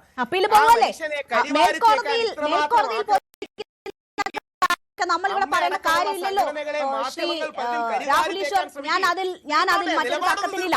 ഞാൻ അതിൽ വേറെ മറ്റ് തർക്കങ്ങൾക്കില്ല. മേൽക്കോടതികളുടെ നിയമ പോരാട്ടങ്ങൾ ഇനിയും തുടരുന്ന ഒരു വിഷയത്തിൽ ഞാൻ ഒന്നും പറയാൻ ഉദ്ദേശിക്കുന്നില്ല. എന്തായാലും ഇന്നതല്ല നമ്മുടെ ചർച്ച. ഇത് നമ്മളുടെ ചർച്ച ഇന്നതല്ല. ഇവിടെ അത് പരാമർശിക്കേണ്ട പോലും കാര്യമില്ലായിരുന്നു. ഞാൻ താങ്കളിലേക്ക് തിരിച്ചു വരാം രാഹുൽ. ഇതും കൂടെ കേട്ടിട്ട് പോകൂ. അമ്മ എന്നാണ് ആ സംഘടനയുടെ പേര്, AMMA എന്നല്ല. AMMA എന്നുള്ള ഷോർട്ട് ഫോം ഉണ്ടാക്കിയത് പിന്നീടാണ്. രാഹുൽ ഈ സമയത്ത് തന്നെ അത് പറയണതോ? ഈ തമ്മിൽ തന്നെ കാണുമ്പോ ഒന്നും കൂടി അമ്മേനെ വിളിക്കാൻ പറ്റാത്ത അവസ്ഥയാണ്. മാധ്യമങ്ങളിൽ ചിലരെങ്കിലും അമ്മ എന്ന് വിളിക്കാത്തതും രേണുകാജി അമ്മ എന്ന് വിളിക്കുന്നതിനെയും സ്വാഗതം ചെയ്യുന്നു. ഓക്കെ, ഞാൻ പറഞ്ഞതാണ് ഈ സമയത്ത് തന്നെ അമ്മ എന്ന് വിളിക്കാൻ പറയണം. കാരണം ഒരു വീട്ടിലും ഇല്ലാത്ത രീതിയിലുള്ള തല്ല് നടക്കുകയാണല്ലോ. എല്ലാ വീട്ടിലും പ്രശ്നമൊക്കെ ഉണ്ടാവും. ശരി, ഞാൻ താങ്കളിലേക്ക് തിരിച്ചെത്താം. ശ്രീമതി രഞ്ജിനി, ഇവിടെ നോക്കൂ, പല തട്ടിൽ ആളുകൾ നിൽക്കുന്നുണ്ട്. അവരുടെ ലക്ഷ്യം എന്താണ് എന്ന് അതിൽ അംഗങ്ങളായിട്ടുള്ളവർക്കോ പുറത്തു നിൽക്കുന്നവർക്കോ പോലും വ്യക്തമല്ല. സ്ത്രീകൾക്ക് ഇതൊരു തരത്തിലും മുന്നോട്ട് കൊണ്ടുപോകാൻ പറ്റില്ല എന്നൊരു നറേറ്റീവിലേക്ക് കാര്യങ്ങൾ എത്തിക്കാനുള്ള നീക്കമാണോ ഇപ്പോൾ നടക്കുന്നത്? ആയിരിക്കാം. ബിക്കോസ് നേരത്തെ ഞാൻ പറഞ്ഞ പോലെ, അവിടെ എല്ലാ പാനലിസ്റ്റ് പറഞ്ഞ പോലെ, ഒരു ലേഡി ഒരു വലിയ പൊസിഷനിൽ വരുമ്പോൾ, പ്രസിഡന്റിനായിട്ട് വരുമ്പോൾ ചിലർക്ക് അതിൽ എന്താ പറയുക, ഒരു ഈഗോ അവിടെ തന്നെ വർക്ക്ഔട്ട് ആയിട്ടുണ്ട്. And they want to project lady വന്നാക്ക ഇത് ശരിയായിട്ട് ചെയ്യാൻ അറിയില്ല, അങ്ങനെ അപ്പോൾ ഇത് വേറെ ഇലക്ഷനൊക്കെ പോവും, ഇങ്ങനത്തെ മെസ്സപ്പ് ആക്കുന്നു. അപ്പോൾ ഇതാണ് ഇവിടെ നടക്കുന്നത്. another thing is നേരത്തെ ഉള്ള ലീഡർഷിപ്പിലെയും ഇത് ഉണ്ടായിരുന്നു. പക്ഷെ അത് നമ്മൾ എല്ലാവരും ഇതിൽ കണ്ടല്ലോ. അപ്പോൾ ഞാൻ ചിലവരുടെ പേര് പറയുന്നില്ല, ശരിയല്ല. അത് നമ്മളെല്ലാവരും മീഡിയയിലെ കണ്ടതാ. അവിടെ എങ്ങനെ അത് നിങ്ങൾ റിപ്പോർട്ടേഴ്സ് അവിടെ എടുക്കുമ്പോൾ തന്നെ എന്ത് അഹങ്കാരത്തിലെയാണ് അവിടെ എന്തൊക്കെ ചെയ്തു എന്ന് എല്ലാവരും നമ്മൾ കണ്ടതാ, വ്യക്തമായിട്ട് കണ്ടതാ. ഓക്കെ, അങ്ങനെ ഇരിക്കുമ്പോൾ ഇപ്പോൾ ഇവിടെ ഇങ്ങനെ വരുമ്പോൾ ഇറ്റ്സ് ദ സെയിം. ഇവർക്ക് അറിയില്ല ഇത് എങ്ങനെ കൈകാര്യം ചെയ്യണമെന്ന്.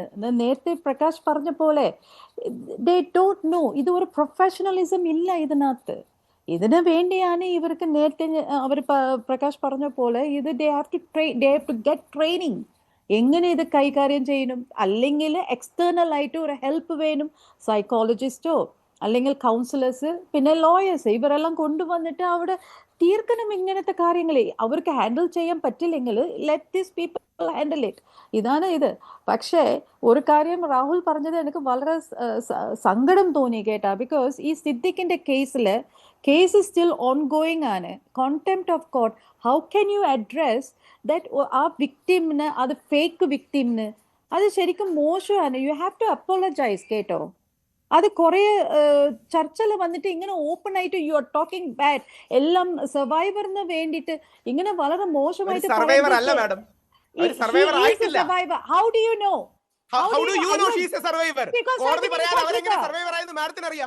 എനിക്കറിയാം.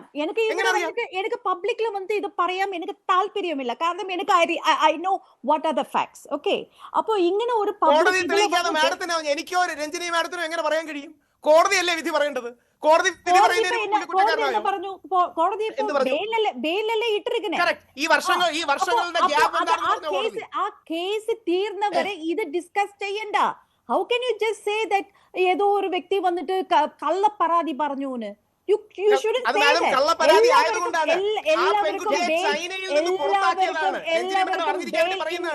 ഈ ലാൻഡിലെ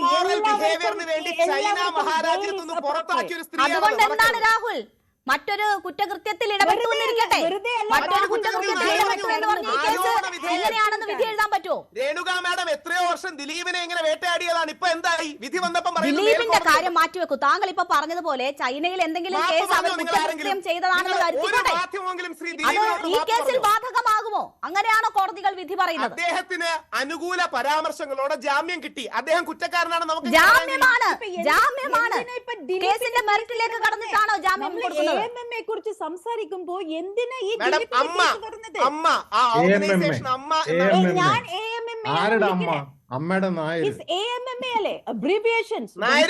അതിന് മുസ്ലിമും ക്രിസ്ത്യാനി ഈഴവരും എല്ലാം ഉണ്ട്. പക്ഷേ അമ്മ എന്ന ഓർഗനൈസേഷനെ അടിസ്ഥാനപരമായി ബഹുമാനിക്കാത്തവരാണ് അതിനെ രാഹുൽ എന്തിനാ ഈ ഈ റേസിസം എല്ലാം കൊണ്ടുവരുന്ന റിലിജൻ? ഇത് ഇപ്പൊ ആരെങ്കിലും ഇവിടെ റിലിജനെ കുറിച്ച് പറഞ്ഞോ? പ്രകാശ് ബാരെ സാറാണ് പറഞ്ഞത്. പ്രകാശ് ബാരെ സാറാണ് പറഞ്ഞത് അമ്മയുടെ നായരെന്ന്. പ്രകാശ് ബാരെ സാറാണ് പറഞ്ഞത്, ഞാനല്ല പറഞ്ഞത്. പ്രകാശ് ബാരെ സാറ് പറഞ്ഞു അമ്മയുടെ നായരെന്ന്. ഞാൻ പറഞ്ഞു നായര് മാത്രമല്ല ക്രിസ്ത്യാനിയും മുസ്ലിമും ഈഴവനും ഉണ്ടെന്ന്. അപ്പം പ്രകാശ് ബാരെ സാർ പറഞ്ഞതിന് പ്രശ്നമില്ല. അങ്ങനെയല്ല, എല്ലാരും ഉണ്ടെന്ന് പറയുന്നത് എന്റെ പ്രശ്നമായോ? ആരെങ്കിലും അമ്മ എന്ന് വിളിക്കണമെങ്കിൽ അത് ഫീൽ ചെയ്തിട്ട് വിളിക്കണം. നിങ്ങൾക്ക് ഇമ്പോസ് ചെയ്യാൻ പറ്റില്ല. വേണമെങ്കിൽ അമ്മയുടെ നായരെന്ന് വിളിച്ച് കാണിച്ചു തരാം. AMM എന്ന് വിളിച്ചു കഴിഞ്ഞാൽ നിങ്ങൾക്ക് എന്താ ഇത്ര ചൊറിയുന്നത്? അത് ചോദ്യം ചെയ്യുന്നത് എന്തിനാണെന്ന് ഞാൻ ചോദിക്കുന്നത്. മലയാളം മൂവി അസോസിയേഷൻ അല്ലേ അതിന്റെ? അതല്ലേ AMMA? അത് പിന്നെ ഒരു എക്സ്പാൻഷൻ ഉണ്ടാക്കിയതല്ലേ? രാഹുൽ ഈശ്വർ, എന്തൊക്കെ തർക്കങ്ങളാണ്. നമ്മൾ ഇന്ന് എന്താണ് ചർച്ച ചെയ്യാൻ ഉദ്ദേശിക്കുന്ന വിഷയം, അതിനെ ഇങ്ങനെ ഡൈവേർട്ട് ചെയ്ത് കൊണ്ടുപോകുന്നത് എന്തിനാണ് രാഹുൽ? ദയവ് ചെയ്ത് ഒന്ന് സഹകരിക്കൂ. രഞ്ജിനി മാം പറഞ്ഞു പൂർത്തിയാക്കൂ. ഇപ്പൊ എവിടേക്കോ പോയി. ഓക്കെ, അപ്പോ ഇങ്ങനത്തെ കാര്യങ്ങൾ വന്നൊക്കെ ഞാൻ നേരത്തെ പറഞ്ഞ പോലെ ഇവർക്ക് ട്രെയിനിങ് കൊടുക്കുക, പിന്നെ ഈ ഇന്റേണൽ ആയിട്ട് സംസാരിക്കുക. ഈ മീഡിയസ് നമ്മൾ ചോദിച്ച ചോദ്യവും പറഞ്ഞു വന്ന മറുപടിയും സ്ത്രീകൾ നയിച്ചാൽ ഈ സംഘടന മുന്നോട്ട് പോകില്ല എന്നൊരു നറേറ്റീവിലേക്ക് കാര്യങ്ങൾ എത്തിക്കുന്നു എന്നതായിരുന്നു. അതിനെക്കുറിച്ചായിരുന്നു പറഞ്ഞു വന്നത്. ഓക്കെ, ഉറപ്പായിട്ട് അതല്ലേ ഇപ്പൊ നടക്കുന്നേ. ബിക്കോസ് ഇത്ര വർഷങ്ങളായിട്ട് ഡെക്കേഡ്സ് ആയിട്ട് മെന്നാണ് ഇത് തലപ്പത്തിലിരുന്നത്. ഇപ്പോൾ ഒരു ലേഡി വന്നൊക്കെ അത് ശരിക്കും പറഞ്ഞ കുറച്ച് ചിലവർക്ക് അത് ഇഷ്ടപ്പെടില്ല. അപ്പോൾ ഞാൻ ഫുൾ സപ്പോർട്ട്. ഒരു ലേഡിയാലെ എന്ത് ചെയ്യാൻ പറ്റും? ശ്വേതയെ ഒന്നും ചെയ്യാൻ പറ്റില്ല. എല്ലാവരും ഒരുമിച്ച് നിന്നാലേ എന്തെങ്കിലും ഒരു ക്രിക്കറ്റ് ടീമോ അല്ലെങ്കിൽ ഒരു അസോസിയേഷനോ സക്സസ് ആവും. ഒരാൾ മാത്രം ചെയ്തിട്ട് സക്സസ് ആവാൻ ചാൻസ് ഉണ്ടോ? ഇല്ലല്ലോ. അപ്പൊ എല്ലാവരും ഒരുമിച്ച് നിൽക്കുക, എല്ലാവരും പ്രോബ്ലം ഉണ്ടാക്കാതെ ഇരിക്കുക. പ്രോബ്ലം ഉണ്ടെങ്കിൽ അത് എങ്ങനെ അഡ്രസ് ചെയ്യണം, ഓക്കെ, അവർക്ക് അറിയില്ലെങ്കിൽ ആരെങ്കിലും ഈ ലോയേഴ്സോ ആരെങ്കിലും പ്രൊഫഷണലിസം അവിടെ പോയി പ്രൊഫഷണൽസ് ചോദിച്ചിട്ട് എങ്ങനെ ഇത് ഹാൻഡിൽ ചെയ്യാം അവിടെ ഉണ്ടാവുമല്ലോ. ഈ ലീഗലും മറ്റു കാര്യങ്ങളും ഉള്ള ആൾക്കാർ അവരെ ഇൻക്ലൂഡ് ചെയ്യുക. அதுக்கு പകരം ഈ മീഡിയയിൽ വന്നിട്ട് ഇങ്ങനെ എവറി സിംഗിൾ ഡേ അല്ലെങ്കിൽ എല്ലാ മാസവും ഇങ്ങനെ വന്ന് സംസാരിക്കുമ്പോൾ അത് നമ്മുടെ ഇൻഡസ്ട്രിയെ വളരെ ബാധിക്കുന്നുണ്ട്. നമ്മളുടെ ഇൻഡസ്ട്രി ശരിക്കും ഇങ്ങനെ അല്ല, നല്ല ഇൻഡസ്ട്രിയാണ്. അത് ഇപ്പോൾ എല്ലാവരും ഇങ്ങനെ എല്ലാം മീഡിയ കൊണ്ടുവന്ന് ഇങ്ങനെ സംസാരിച്ച് ഇപ്പോൾ ഏതോ ഒരു വഴിക്ക് പോകുന്നുണ്ട്. അത് വളരെ ദുഃഖമാണ്. തീർച്ചയായും ഇൻഡസ്ട്രിക്ക് തന്നെ ദോഷകരമാണ് ഇപ്പോൾ നടക്കുന്ന ഈ ചർച്ചകളും താരസംഘടനയിലെ ഈ അവസ്ഥയും. ശ്രീ പ്രകാശ് ബാരെ, നോക്കൂ, ഇപ്പോൾ ഒരു സംഘടനയ്ക്കുള്ളിൽ അതിൻ്റെ ആഭ്യന്തര പ്രശ്നങ്ങളാണ് ഇപ്പോൾ നടക്കുന്നത്. അതിനെ ഇത്ര ഗൗരവത്തോടു കൂടി കാണേണ്ടതില്ല. മാധ്യമങ്ങൾ ഈ നിലയിൽ ചർച്ച ചെയ്യേണ്ടതില്ല. ആഭ്യന്തര പ്രശ്നം അവർ ചർച്ച ചെയ്ത് പരിഹരിച്ചോട്ടെ. ഒരുപക്ഷെ അവർ ഇടവേള ബാബു തന്നെ വന്ന് ഇത് നന്നാക്കി കളയാം എന്നൊരു തീരുമാനമെടുക്കും. അങ്ങനെയാണെങ്കിൽ അത് നടക്കട്ടെ. അംഗങ്ങൾ, അമ്മയും മക്കളും അവർ തീരുമാനിക്കട്ടെ എന്ന് പറഞ്ഞ് ചുരുക്കാൻ പറ്റുന്ന ഒരു വിഷയമാണോ ഇനിയും ഇപ്പോഴുണ്ടാകുന്ന തല്ലും പോരും ഒക്കെ? നിങ്ങൾ രാഹുൽ ഈശ്വറിനെ ഇങ്ങനെ ഇടയ്ക്കിടയ്ക്ക് വിളിക്കുന്നത് വളരെ നല്ലതാണ്. ആ മൊത്തം നമ്മുടെ സൊസൈറ്റിയുടെ തന്നെ നമ്മുടെ ഫിലിം ഇൻഡസ്ട്രിയുടെ ഈ അസോസിയേഷൻ്റെ കുറേ താരങ്ങളുടെയൊക്കെ പ്രശ്നങ്ങൾ നമ്മൾ ആംബിവാലൻ്റ് ആയിരിക്കുന്ന ആൾക്കാർക്ക് പോലും വളരെ വ്യക്തമാവുന്ന രീതിയിലാണ് പാട്രിയാർക്കലായിട്ടുള്ള രാഹുലിൻ്റെ ആർഗ്യുമെൻറ്റ്സ്. ഇത്രയും പാട്രിയാർക്കലായിട്ടുള്ള ഒരു ഓർഗനൈസേഷന് അമ്മ എന്ന് പേരിടുന്നതിൽ ഉള്ള ഭയങ്കര ബുദ്ധി ഉണ്ടല്ലോ, അത് സമ്മതിച്ചു കൊടുക്കേണ്ടതാണ്. അപ്പൻ എന്തുകൊണ്ട് ഇട്ടിട്ടുള്ളവരെന്നുള്ളതാണ് എൻ്റെ ചോദ്യം.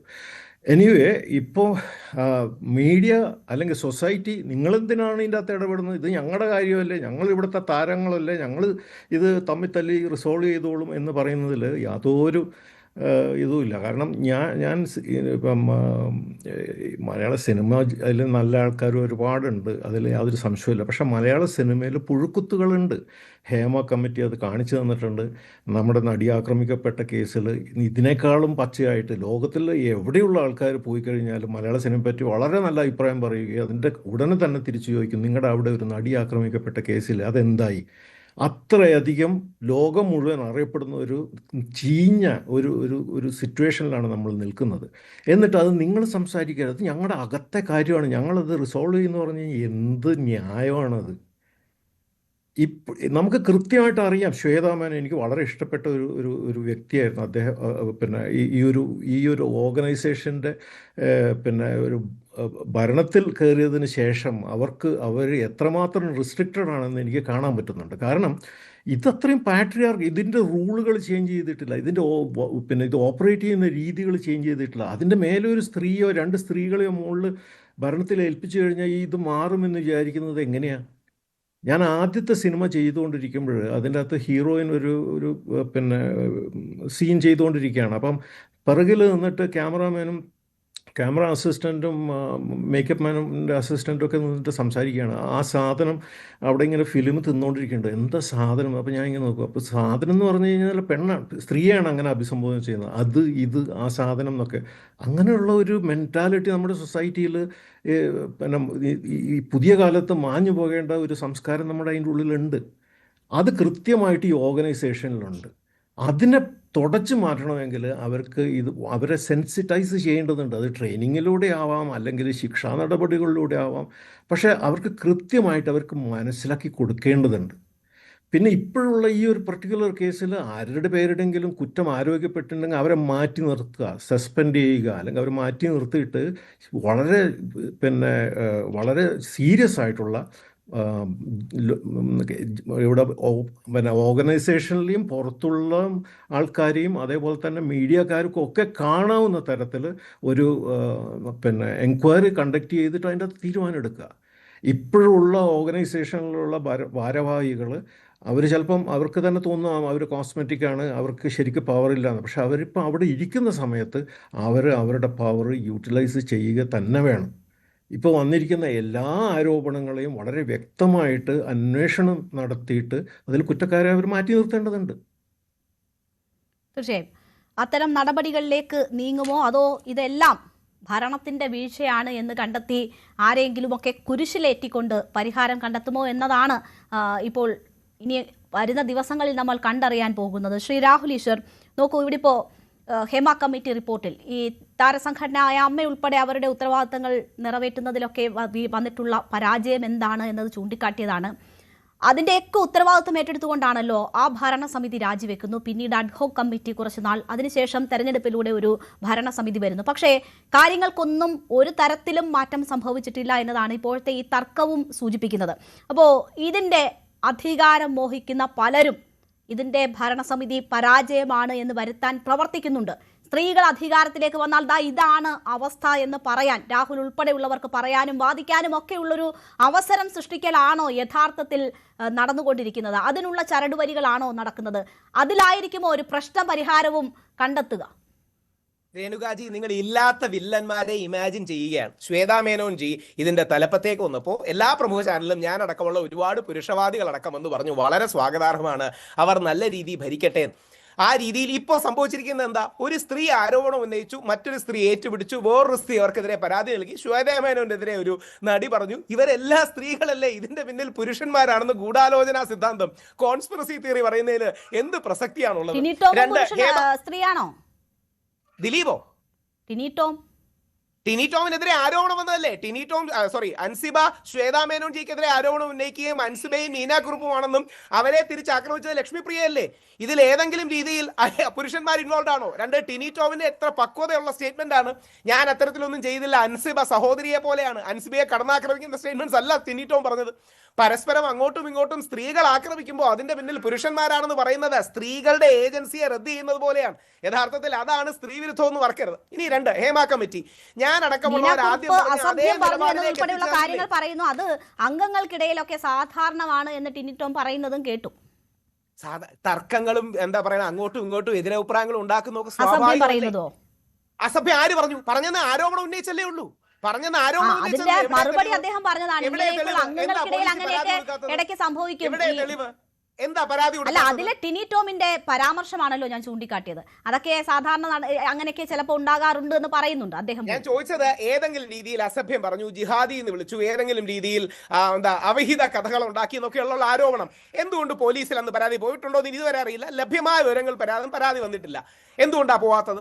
ഇനി അടുത്ത കാര്യം കൂടി, ഹേമ കമ്മിറ്റിയുടെ കാര്യം പറഞ്ഞില്ലേ, ഞാൻ അടക്കമുള്ളവർ പറഞ്ഞ് അതേ നിലപാടിലേക്ക് വന്നില്ലേ? ഹേമ കമ്മിറ്റി പല പ്രധാനപ്പെട്ട കണ്ടെത്തലും നടത്തി. ശ്രീ സിദ്ദിഖ് അദ്ദേഹത്തിന്റെ അമ്മ പ്രസിഡന്റ് ആയിട്ടുള്ള അമ്മയുടെ തലപ്പത്തിരുന്ന പ്രസ് മീറ്റിൽ പറഞ്ഞിരിക്കുന്ന പോലെ ഹേമ കമ്മിറ്റി ഞങ്ങളുടെ സ്ത്രീകൾക്കും അല്ലെങ്കിൽ അമ്മയിലെ സ്ത്രീകൾക്കും കൂടെ വേണ്ടിയിട്ടാണ്. പക്ഷേ അതിനപ്പുറം ഒരു ആക്ഷൻ എടുക്കാൻ കഴിയില്ല. അത് ആക്ഷണബിൾ അല്ല എന്നുള്ളത് കൊണ്ടാണ് ഇടത് സർക്കാരും, ഇനി കോൺഗ്രസ്സുകാർ ഇപ്പം വന്നേ ഉള്ളൂ, ഇടത് സർക്കാർ എന്തെങ്കിലും നിലപാടോ നടപടിയോ അതിനെടുത്തോ? ഇവിടെ കാര്യം പോപ്പുലിസ്റ്റ് ആയിട്ട് കൈയടിക്ക് വേണ്ടി നിലപാടുകൾ പറയുന്നതിൽ അർത്ഥമില്ല. ഹേമ കമ്മിറ്റിയുടെ കണ്ടെത്തലുകളടക്കം ബഹുമാനത്തോടെ കാണണം. ഇനിയും ഒരു ഫ്യൂച്ചറിസ്റ്റിക് ആയിട്ട് ഭാവി ഫോക്കസ് ചെയ്യുന്ന രീതിയിൽ ചെയ്യണം. അല്ല 40 വർഷം മുമ്പ് ഒരാൾ എന്നോട് മോശമായി പെരുമാറി എന്ന് പറഞ്ഞാൽ ഇന്ന് എന്ത് നിയമ നടപടി പോസിബിൾ ആണ്? അങ്ങനെ പല ആൾക്കാരുടെയും ഗ്രീവൻസ് കാണും, അത് കേൾക്കുക മാത്രമേ നടക്കുകയുള്ളൂ. ഇനി തീർന്നില്ല. ശ്രീ സിദ്ദിഖിന്റെ പറയുന്നില്ലല്ലോ, അത് പോസിബിൾ അല്ല. അത് ശരി, അങ്ങനെ എന്നാൽ എന്തുകൊണ്ട് നടപടി എടുത്തില്ല? കാര്യം ഇത് പ്രാക്ടിക്കൽ അല്ല. ചാനൽ ചർച്ചകളിൽ വേണമെങ്കിൽ നമുക്കൊരു ഗുമ്മിന് വേണ്ടി പറയാം, പക്ഷേ പ്രാക്ടിക്കൽ അല്ല. 40 വർഷം മുമ്പ് എന്ന് പറഞ്ഞാൽ അതിനെ പ്രൂവ് ചെയ്യാനോ ഡിസ്പ്രൂവ് ചെയ്യാനോ കഴിയില്ല. പുരുഷൻ പലപ്പോഴും അനാവശ്യമായി ആക്രമിക്കപ്പെടുമെന്നുള്ള ഒരു അവസ്ഥ മാത്രം അവിടെ ഉള്ളത്. ഇനി നേരത്തെ അതുകൊണ്ടാണ് ഞങ്ങൾ മെൻസ് കമ്മീഷൻ ഒക്കെ വേണമെന്ന് പറയുന്നത്. ശ്രീ സിദ്ദിഖിന്റെ കേസിൽ സുപ്രീം കോടതി പറഞ്ഞിട്ടുണ്ട്. ശ്രീ സിദ്ദിഖിന്റെ കേസിൽ ദയവായി ശ്രദ്ധിക്കുക, ശ്രീ സിദ്ദിഖിന്റെ കേസിൽ ബഹുമാനപ്പെട്ട ഇന്ത്യയുടെ പരമോന്നത നീതിപീഠമായ സുപ്രീം കോടതി 24/9/2024 പറഞ്ഞിട്ടുണ്ട്, സിദ്ദിഖിനെതിരെ സോക്കോൾഡ് പരാതി കൊടുത്താൽ ഹേമ കമ്മിറ്റിയിലടക്കം പോയിട്ടില്ല എന്ന്. പല ആൾക്കാരും പല പരാതികളും പല കാലഘട്ടത്തിലും പറയും. ചിലത് ബേസ് ഉള്ളതായിരിക്കും, ചിലത് ബേസ് ഇല്ലാത്തതായിരിക്കും, നമുക്കറിയില്ല. അൺലെസ് ഇറ്റ് ഈസ് പ്രൂവൺ ഇവരെ ആരെ മാറ്റിയെടുത്തുണ്ട്. അവിടെയാണ് പ്രകാശ് ബാരെ സാറ് പറഞ്ഞ ഒരു നിലപാടിന്റെ പ്രശ്നം. ഏതെങ്കിലും ആരോപണം വന്നാൽ ആർക്കെങ്കിലും ഇതിനെ ശിക്ഷാ നടപടി സ്വീകരിക്കാൻ പറ്റുമോ? ആ ആരോപണം വരുമ്പോൾ അതിനെക്കുറിച്ച് ആദ്യം അന്വേഷണമല്ലേ? ഈ അമ്മയിൽ മാത്രമോ അല്ലെങ്കിൽ ഇന്ത്യയിലും കേരളത്തിലും മാത്രം എന്തെങ്കിലും ആരോപണം വന്നാൽ ആദ്യം ശിക്ഷയല്ലല്ലോ, മാറി നിൽക്കുക എന്നത് ഒരു സാമാന്യ മര്യാദയാണല്ലോ. ശിക്ഷ കുറ്റം ചെയ്തിട്ടുണ്ടെങ്കിൽ ശിക്ഷ കോടതികൾ വിധിക്കും, അതാണല്ലോ, അപ്പോഴാണല്ലോ അത് ശിക്ഷയാവുന്നത്. പക്ഷേ ആരോപണ വിധേയൻ മാറി നിൽക്കുക എന്നത് സാമാന്യമായിട്ടുള്ള മര്യാദയാണ്, അതാണ് വേണ്ടത്. അതൊരു ശിക്ഷയല്ല രാഹുൽ. ഈ നിസ്സാര കാര്യങ്ങൾക്ക്, ഏതൊരു കോമൺ സെൻസ് ഉള്ള ആളുകൾക്ക് മനസ്സിലാകുന്ന കാര്യങ്ങൾക്ക് വേണ്ടി രാഹുലുമായിട്ട് തർക്കത്തിനില്ല, സമയം കുറവാണ്.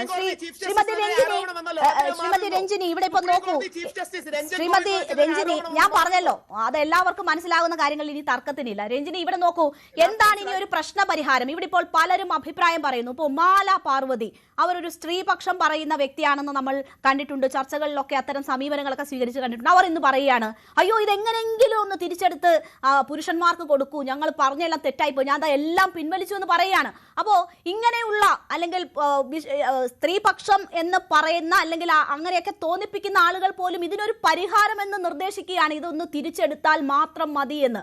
അത് ഈഗോയാണോ?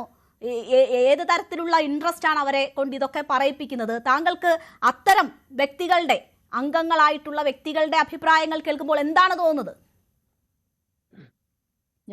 നേരത്തെ ഞാൻ പറഞ്ഞത്, നേരത്തെ ഉള്ള എന്താ പറയുക, തലപ്പത്തിൽ ഇരിക്കുന്ന ആൾക്കാർക്ക് ഇപ്പോൾ ശ്വേത വന്നതിൽ വളരെ ദേ ഡോണ്ട് ലൈക്ക് ഇറ്റ്. അപ്പോൾ ഇങ്ങനത്തെ ചെറിയ ചെറിയ ഡോസുകൾ ഇട്ട് ഇത് എങ്ങനെയാவது പിരിക്കണം, ഇത് എങ്ങനെയാவது ഒരു പബ്ലിക് ഒരു ഇതിൽ ഒരു മോശ രീതിയിൽ കാണിക്കണം, ഇതാണ് ഒരു പരിപാടി. ഇതിൽ നേരത്തെ പറഞ്ഞ പോലെ AMMA അത് വെറുതെ ഒരു വെൽഫെയർ ഓർഗനൈസേഷനാണ്, വെൽഫെയർ ആൻഡ് ചാരിറ്റി ഓർഗനൈസേഷൻ. അവരുടെ paramount concern is to help ഇങ്ങനത്തെ സീനിയർ ആർട്ടിസ്റ്റും പിന്നെ ആർട്ടിസ്റ്റ് അവിടെ എന്തെങ്കിലും ഇൽനെസ്സോ ഇങ്ങനത്തെ ചാരിറ്റി അതൊക്കെ വേണ്ടിയാണ് ഇത് ചെയ്തത്. വേറെ ഏതൊക്കും ഒന്നും ചെയ്യില്ല. അവർ ലൈക്ക് ഇങ്ങനത്തെ പരാതി പോയാൽ അവിടെ അഡ്രസ് ചെയ്യാൻ പാടില്ല, ബിക്കോസ് അവിടുത്തെ അങ്ങനെ ഒരു ഇത് ഇല്ല, സ്ട്രക്ചർ ഇല്ല. So you have to refer to the police station. അതൊന്ന്. സെക്കൻഡ് തിങ് ഈസ്, ഈ ഹേമ കമ്മിറ്റിയിൽ ആര് പറഞ്ഞു അവിടെ പോയി നമ്മളെല്ലാവരും അവിടെ പണിഷ് ചെയ്യണമെന്ന്, പെർപെട്രേറ്ററിന്? ആരും അങ്ങനെ. രാഹുൽ പോയിട്ടുണ്ടോ? You know, I was the first participant there.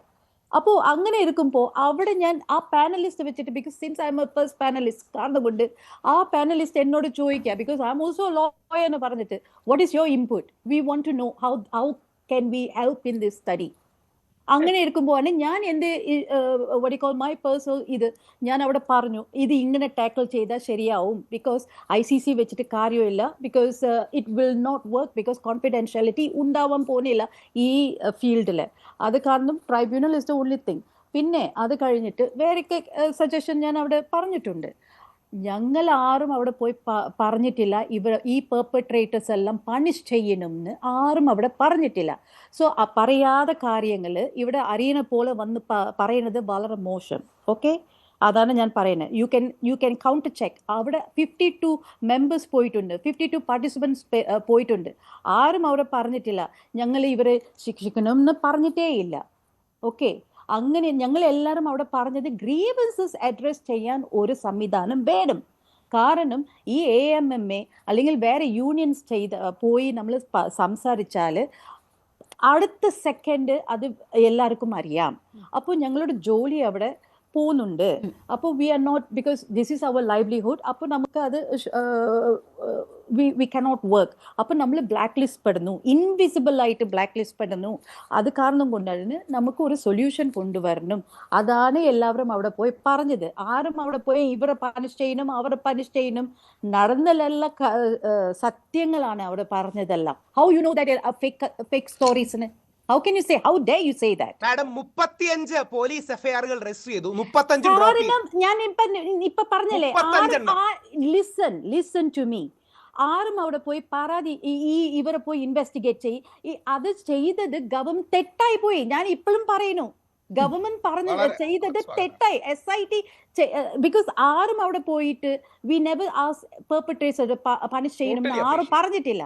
നമ്മൾ പറഞ്ഞതെല്ലാം ഗ്രീവൻസസ് അഡ്രസ് ചെയ്യാൻ ഒരു സെൽ വേണമെന്നാണ് പറഞ്ഞത്. തീർച്ചയായും അത് ട്രൈബ്യൂണലോ അതാണ് വേണ്ടത്. പക്ഷേ അതിനൊരു നടപടിയും ഉണ്ടാകുന്നില്ല. ഇപ്പോഴും സാഹചര്യങ്ങൾ അതുപോലെ നിലനിൽക്കുകയാണ്.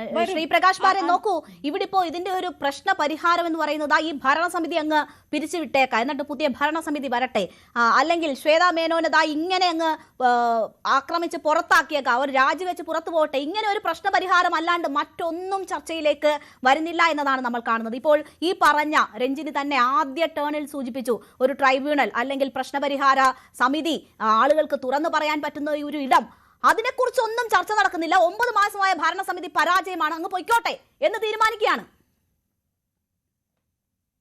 രേണുക, അത് വളരെ ശരിയാണ്. ഒരു ബാൻഡേജ് മാറ്റിയിട്ട് വേറൊരു ബാൻഡേജ് ഒട്ടിച്ചുകൊണ്ടൊന്നും ഈ വലിയ മുറിവ് മാറാൻ പോകുന്നില്ല.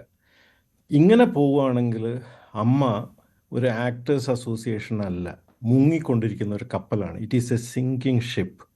ബിക്കോസ് ഈ മൈൻഡ് സെറ്റ്, ഈ ഫ്യൂഡൽ മൈൻഡ് സെറ്റ് മാറ്റിയിട്ടില്ലെങ്കിൽ ഇവിടെ ആൾക്കാർ മാറിയിരിക്കുന്നു, സിനിമ മാറിയിരിക്കുന്നു, ഫിലിം മേക്കേഴ്സ് മാറിയിരിക്കുന്നു, ഓഡിയൻസ് മാറിയിരിക്കുന്നു. ഇവരിപ്പോഴും പഴയ അവരുടെ പ്രിവിലേജസ് ഇങ്ങനെ അയവിറക്കി അവിടെ ഇരിക്കുകയാണ്.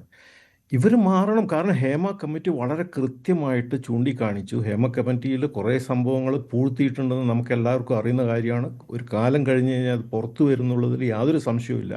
അതവിടെ നിൽക്കട്ടെ. ഹേമ കമ്മിറ്റി വളരെ കൃത്യമായിട്ട് പറഞ്ഞു there has to be a tribunal. കാരണം ഇവർ മര്യാദയ്ക്ക് കാര്യങ്ങൾ ചെയ്യില്ല. ഒരു കംപ്ലൈൻറ്റ് വന്നു കഴിഞ്ഞാൽ അത് മര്യാദയ്ക്ക് പിന്നെ അതിന് പ്രൊഫഷണലായിട്ട് അതിനോട് ജസ്റ്റിസ് ഇവർ ചെയ്യില്ല എന്ന് കൃത്യമായിട്ട് അറിയുന്നതുകൊണ്ട് തന്നെയാണ് പറഞ്ഞത് ഒരു ജുഡീഷ്യൽ ട്രിബ്യൂണൽ വേണം. ഇവർക്കൊക്കെ ആർക്ക് വേണമെങ്കിലും പോയിട്ട് കാര്യങ്ങൾ കംപ്ലൈൻറ്റ് ചെയ്യാനും കൃത്യമായ അന്വേഷണം ഉണ്ടാകാനും തെറ്റുകാരുണ്ടെങ്കിൽ അവരെ തിരുത്താനും അല്ലെങ്കിൽ അവരെ ശിക്ഷിക്കാനുള്ള ഒരു ട്രിബ്യൂണൽ വേണം. അതിന് സമ്മതിക്കാത്തിടത്തോളം കാലം എത്ര ഇങ്ങനെ ബാൻഡേഡുകൾ മാറ്റി ഇങ്ങനെ ആൾക്കാരെ നമ്മളെ കാണിക്കുന്ന മുഖങ്ങൾ മാറ്റി ഇവർ എത്ര കളിച്ചുകൊണ്ട് നിന്ന് കഴിഞ്ഞാലും അവസാനം സംഭവിക്കാൻ പോകുന്നത് അത് ഈ കുറച്ച് എന്താണ് കൈനീട്ടത്തിൻ്റെ കാര്യമൊക്കെ പറഞ്ഞിട്ടാണ് ഇവിടെ നമ്മൾ ജസ്റ്റിഫൈ ചെയ്യുന്നത്. ഏതൊരു കൊള്ളക്കാരനും പിന്നെ ചില നല്ല കാര്യങ്ങളൊക്കെ ചെയ്യാം, അത് വെച്ചിട്ടല്ലല്ലോ നമ്മൾ അവരെ ജഡ്ജ് ചെയ്യാൻ പോകുന്നത്. They have to change. തീർച്ചയായും മാറ്റമാണ് ഉണ്ടാകേണ്ടത്. ആ മാറ്റത്തിലേക്ക് പറഞ്ഞ ഒരു കാര്യം സ്വാഗതം ചെയ്യേണ്ടതാണ് കേട്ടോ, അത് എടുത്തു പറയേണ്ടതാണ്. ഹേമ കമ്മിറ്റിയിൽ ആക്ഷൻ വേണ്ട എന്നുള്ള പൊതുസമൂഹത്തിന്റെ നിലപാട് വളരെ സ്വാഗതാർഹമാണ്. പക്ഷെ രഞ്ജിനി മാഡം ഓർത്തിരിക്കാനാണ് 120 ഫസ്റ്റ് ഇൻഫർമേഷൻ റിപ്പോർട്ട് ഫയൽ ചെയ്തു, 35 കേസ്. ഗതികേടാണ് രാഹുൽ അത്, ഗതികേടാണ് രാഹുൽ അത്. ആരുടെയും ഗതികേടിൽ വലിയ ആഹ്ലാദം വേണ്ട. ഗതികേട് കൊണ്ടാണ് 35 കേസ് ഫയൽ ചെയ്തു. ഇനിയുള്ള തലമുറയ്ക്കെങ്കിലും വേണ്ടി സ്ഥിരം ചോദ്യങ്ങളാണ്. രഞ്ജിനി മാഡത്തിന്റെ സ്വാഗതാർഹമായ നിലപാടാണ്. രാഹുൽ അവിടെ അതിന്റെ പേരിൽ 35 പോലീസ് കേസ് എടുത്തു. അത് ഗവൺമെന്റ് ബ്ലോക്ക് സ്റ്റോപ്പ് ചെയ്ത ഇതാണ്. ആരും അവിടെ പോയി പറഞ്ഞിട്ടില്ല ഞങ്ങൾ ഇവര് ശിക്ഷിക്കണമെന്ന് ആരും പറഞ്ഞിട്ടില്ല. ഇതിന്റെ ഗ്രീവൻസസ് എങ്ങനെ അഡ്രസ് ചെയ്യണം ഇതാണ് നമ്മൾ എല്ലാവരും പറഞ്ഞിട്ടുണ്ട്. ശരി, അതെന്തായാലും കേസെടുക്കാനോ നടപടിക്ക് അല്ലെങ്കിൽ അതിൽ തെളിവെടുപ്പിനുൾപ്പെടെ വരാനോ ഒന്നും പറ്റാത്തത് അത് ഗതികേട് കൊണ്ടാണ്. അത് രാഹുലിനെ പോലെയുള്ളവർ ആഘോഷിക്കുകയാണ്. എന്തായാലും വരും തലമുറയ്ക്കെങ്കിലും ഈ അവസ്ഥ ഉണ്ടാകാതിരിക്കാനുള്ള വലിയൊരു നീക്കമായിരുന്നു, വലിയൊരു ശ്രമമായിരുന്നു. ഇതിൽ നിന്നെങ്കിലും ഒരു പാഠം ഉൾക്കൊണ്ട് ഒരു മാറ്റത്തിലേക്ക് കാര്യങ്ങൾ പോകുമോ എന്ന് നമുക്ക് കാത്തിരുന്ന് കാണാം. അതോ ഇനി ഭരണമാറ്റം വരുത്തിക്കൊണ്ട് പ്രശ്നം പരിഹരിക്കുമോ എന്നത്. വളരെ നന്ദി ചർച്ചയിൽ പങ്കെടുത്ത എല്ലാ അതിഥികൾക്കും. അമ്മയിലെ തല്ലുമാല ഭരണം പിടിക്കാനോ എന്നതായിരുന്നു നമ്മൾ പ്രേക്ഷകരോട് ചോദിച്ച ചോദ്യം. അതേ എന്ന് പറയുന്നു 78% പേർ, അല്ല എന്ന് പറയുന്നത് 14% പേർ മാത്രം. നിഷ്പക്ഷമായ അഭിപ്രായം രേഖപ്പെടുത്തിയത് 8% പേർ. പ്രൈം ഡിബേറ്റ് പൂർണ്ണമാകുന്നു. നമസ്കാരം.